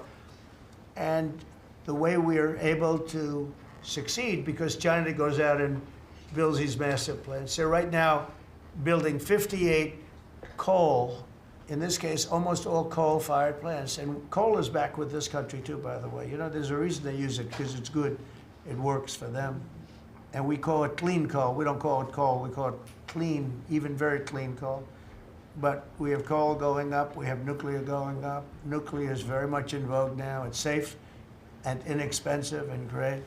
We don't allow windmills. We're not allowing any windmills to go up. I mean, unless there's a legal situation where somebody committed to it a long time ago, we don't allow windmills. And we don't want the solar panels that I was speaking with the secretary about, because they take up, you know, thousands of acres of our farmland. You see these big, ugly patches of black plastic that comes from China. And the solar is, you know, I like solar in some ways, but for firing up your big plants, it doesn't work. It's very unstable, but it really takes up your farm. The farmers are saying, you know, they're building these massive blotches in the middle of the fields all over the country. It's so crazy. It's so crazy. So we're not heavy into that at all. And windmills, we're just not going to allow them. They're ruining our country. They're ruining everyone. If you look at, I hate to mention countries, but you look at the UK, what's happened at UK, they have energy costs have gone through the roof. It's because of wind. They want to do everything, close up the northern parts of the country. They have oil that's tremendous. And they closed it up, and they've been building windmills all over the place. And I tell them, you're my friends, but man, you're going to have a bad awakening very soon. It's going to be very bad. They're ugly, they don't work, they kill your birds, they're bad for the environment. And if you look at them from a house, your house is worth less than 50%. So I'm trying to have people learn about wind real fast, and I think I've done a good job, but not good enough, because some countries are still trying, and they're destroying themselves. Those are countries that are really destroying themselves. I hope they get back to fossil fuel, because right now, Chris, whether we like it or not, fossil fuel is the thing that works. And then you can add nuclear with it and other things, but fossil fuel is what works if we're going to fire up those big monster factories. But if you look at comparing everything before I took office, domestic auto production is up 18,000 cars a month. And we haven't even started yet, because a lot of these plants aren't built. It's up 18,000 because Ford, General Motors, and a couple of others, Stellantis, they're taking their existing plants, and they're, as quickly as they can, they're adding on to them. So when their plants open, because they're building big, modern, beautiful auto plants. But think of that, we're up 18,000 cars a month, and essentially all they've done is try and utilize their space correctly as their big plants open up. It's going to be, I hope they remember that it was this way. I hope this table gets a lot of the credit for what's happening. It gets all of the credit, because this would have never happened. We were going out of business in every way. We were losing. All the car plants were leaving this country. Now they're all coming back in, and they are coming from Canada, and they are coming from Mexico, but they're coming from Germany. They're coming from all over the world. Domestic steel production is up by 100,000 tons of steel a week. We have a 50% tariff on steel, aluminum, and various other things. Copper just got brought into the picture, and that means people are gonna wanna make steel here. We just made a deal with US Steel. As you know, we have an outside company come in, spend $17 billion on building new plants, new everything. It's great, and it stays right here in America. So we're doing amazingly well on steel, and domestic oil production is up by more than 300,000 barrels a day. That's a lot of barrels, and you're going to be talking about that in a second, I think, Chris and Doug. These two people have done a fantastic job, and we have the oil price down to about $62 a barrel. So just so you understand, because a lot of you like to talk about costs and prices, but I watch so much fake information. Product costs are down. Energy is way down. Energy brings things down. You know, with energy, that's what happened with Biden.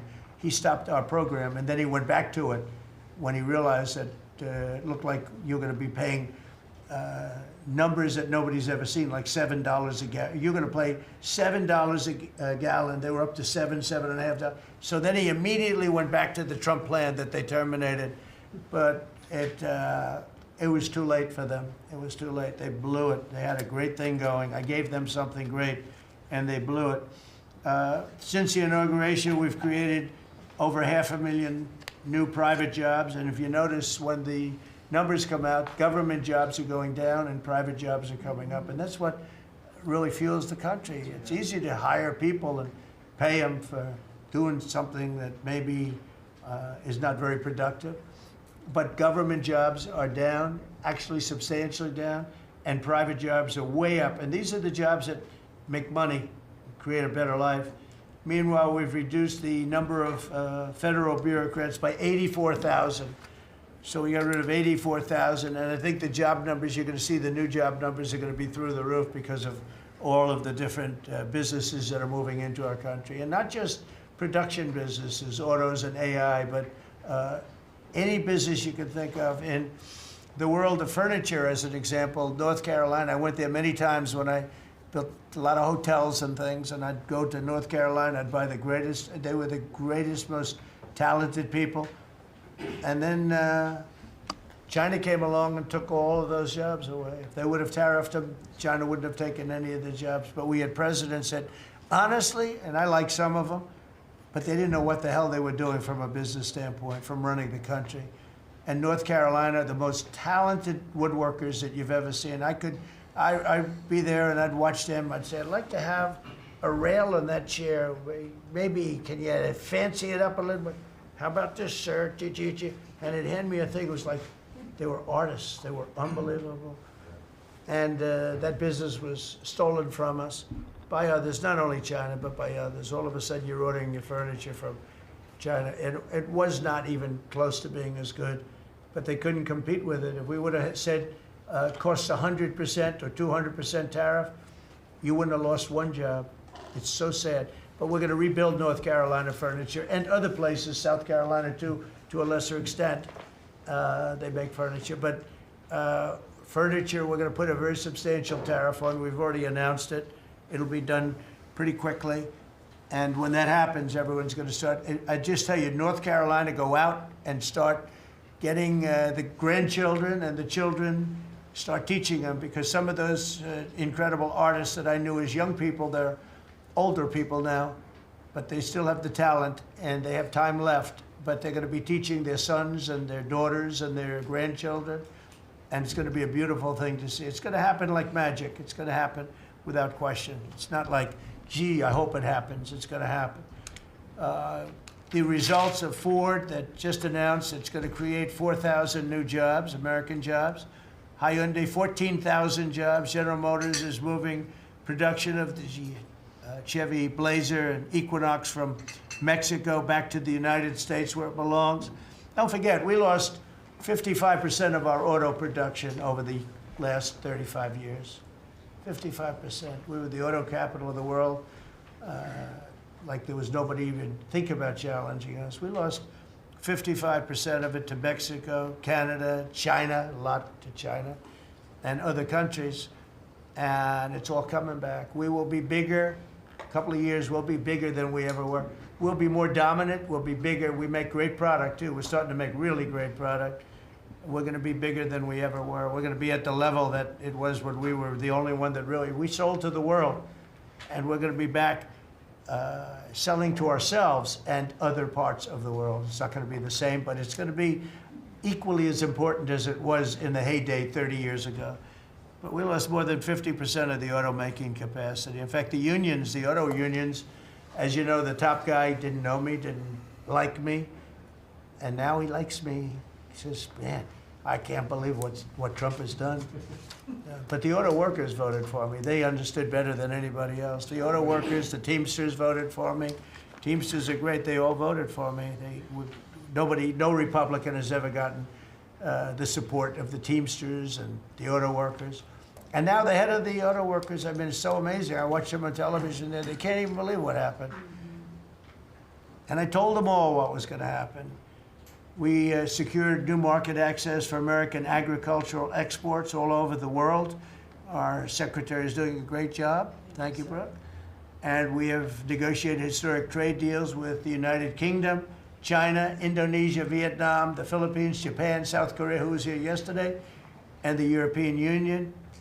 Foreign nations are now paying hundreds of billions of dollars straight into our treasury, and numbers that nobody's ever seen before. As you know, we made trade deals with a lot of countries, and many of those countries, just to be able to sit at the table, are paying us hundreds of billions of dollars. We made a trade deal with the European Union. They were rough on us for a long time. And now we have a very good deal. We made that with them. Trillions of dollars is coming into our country. Trillions. Far beyond billions, trillions of dollars. Wouldn't you say, Scott? Yes, sir. And in a short period of time, they have to buy $750 billion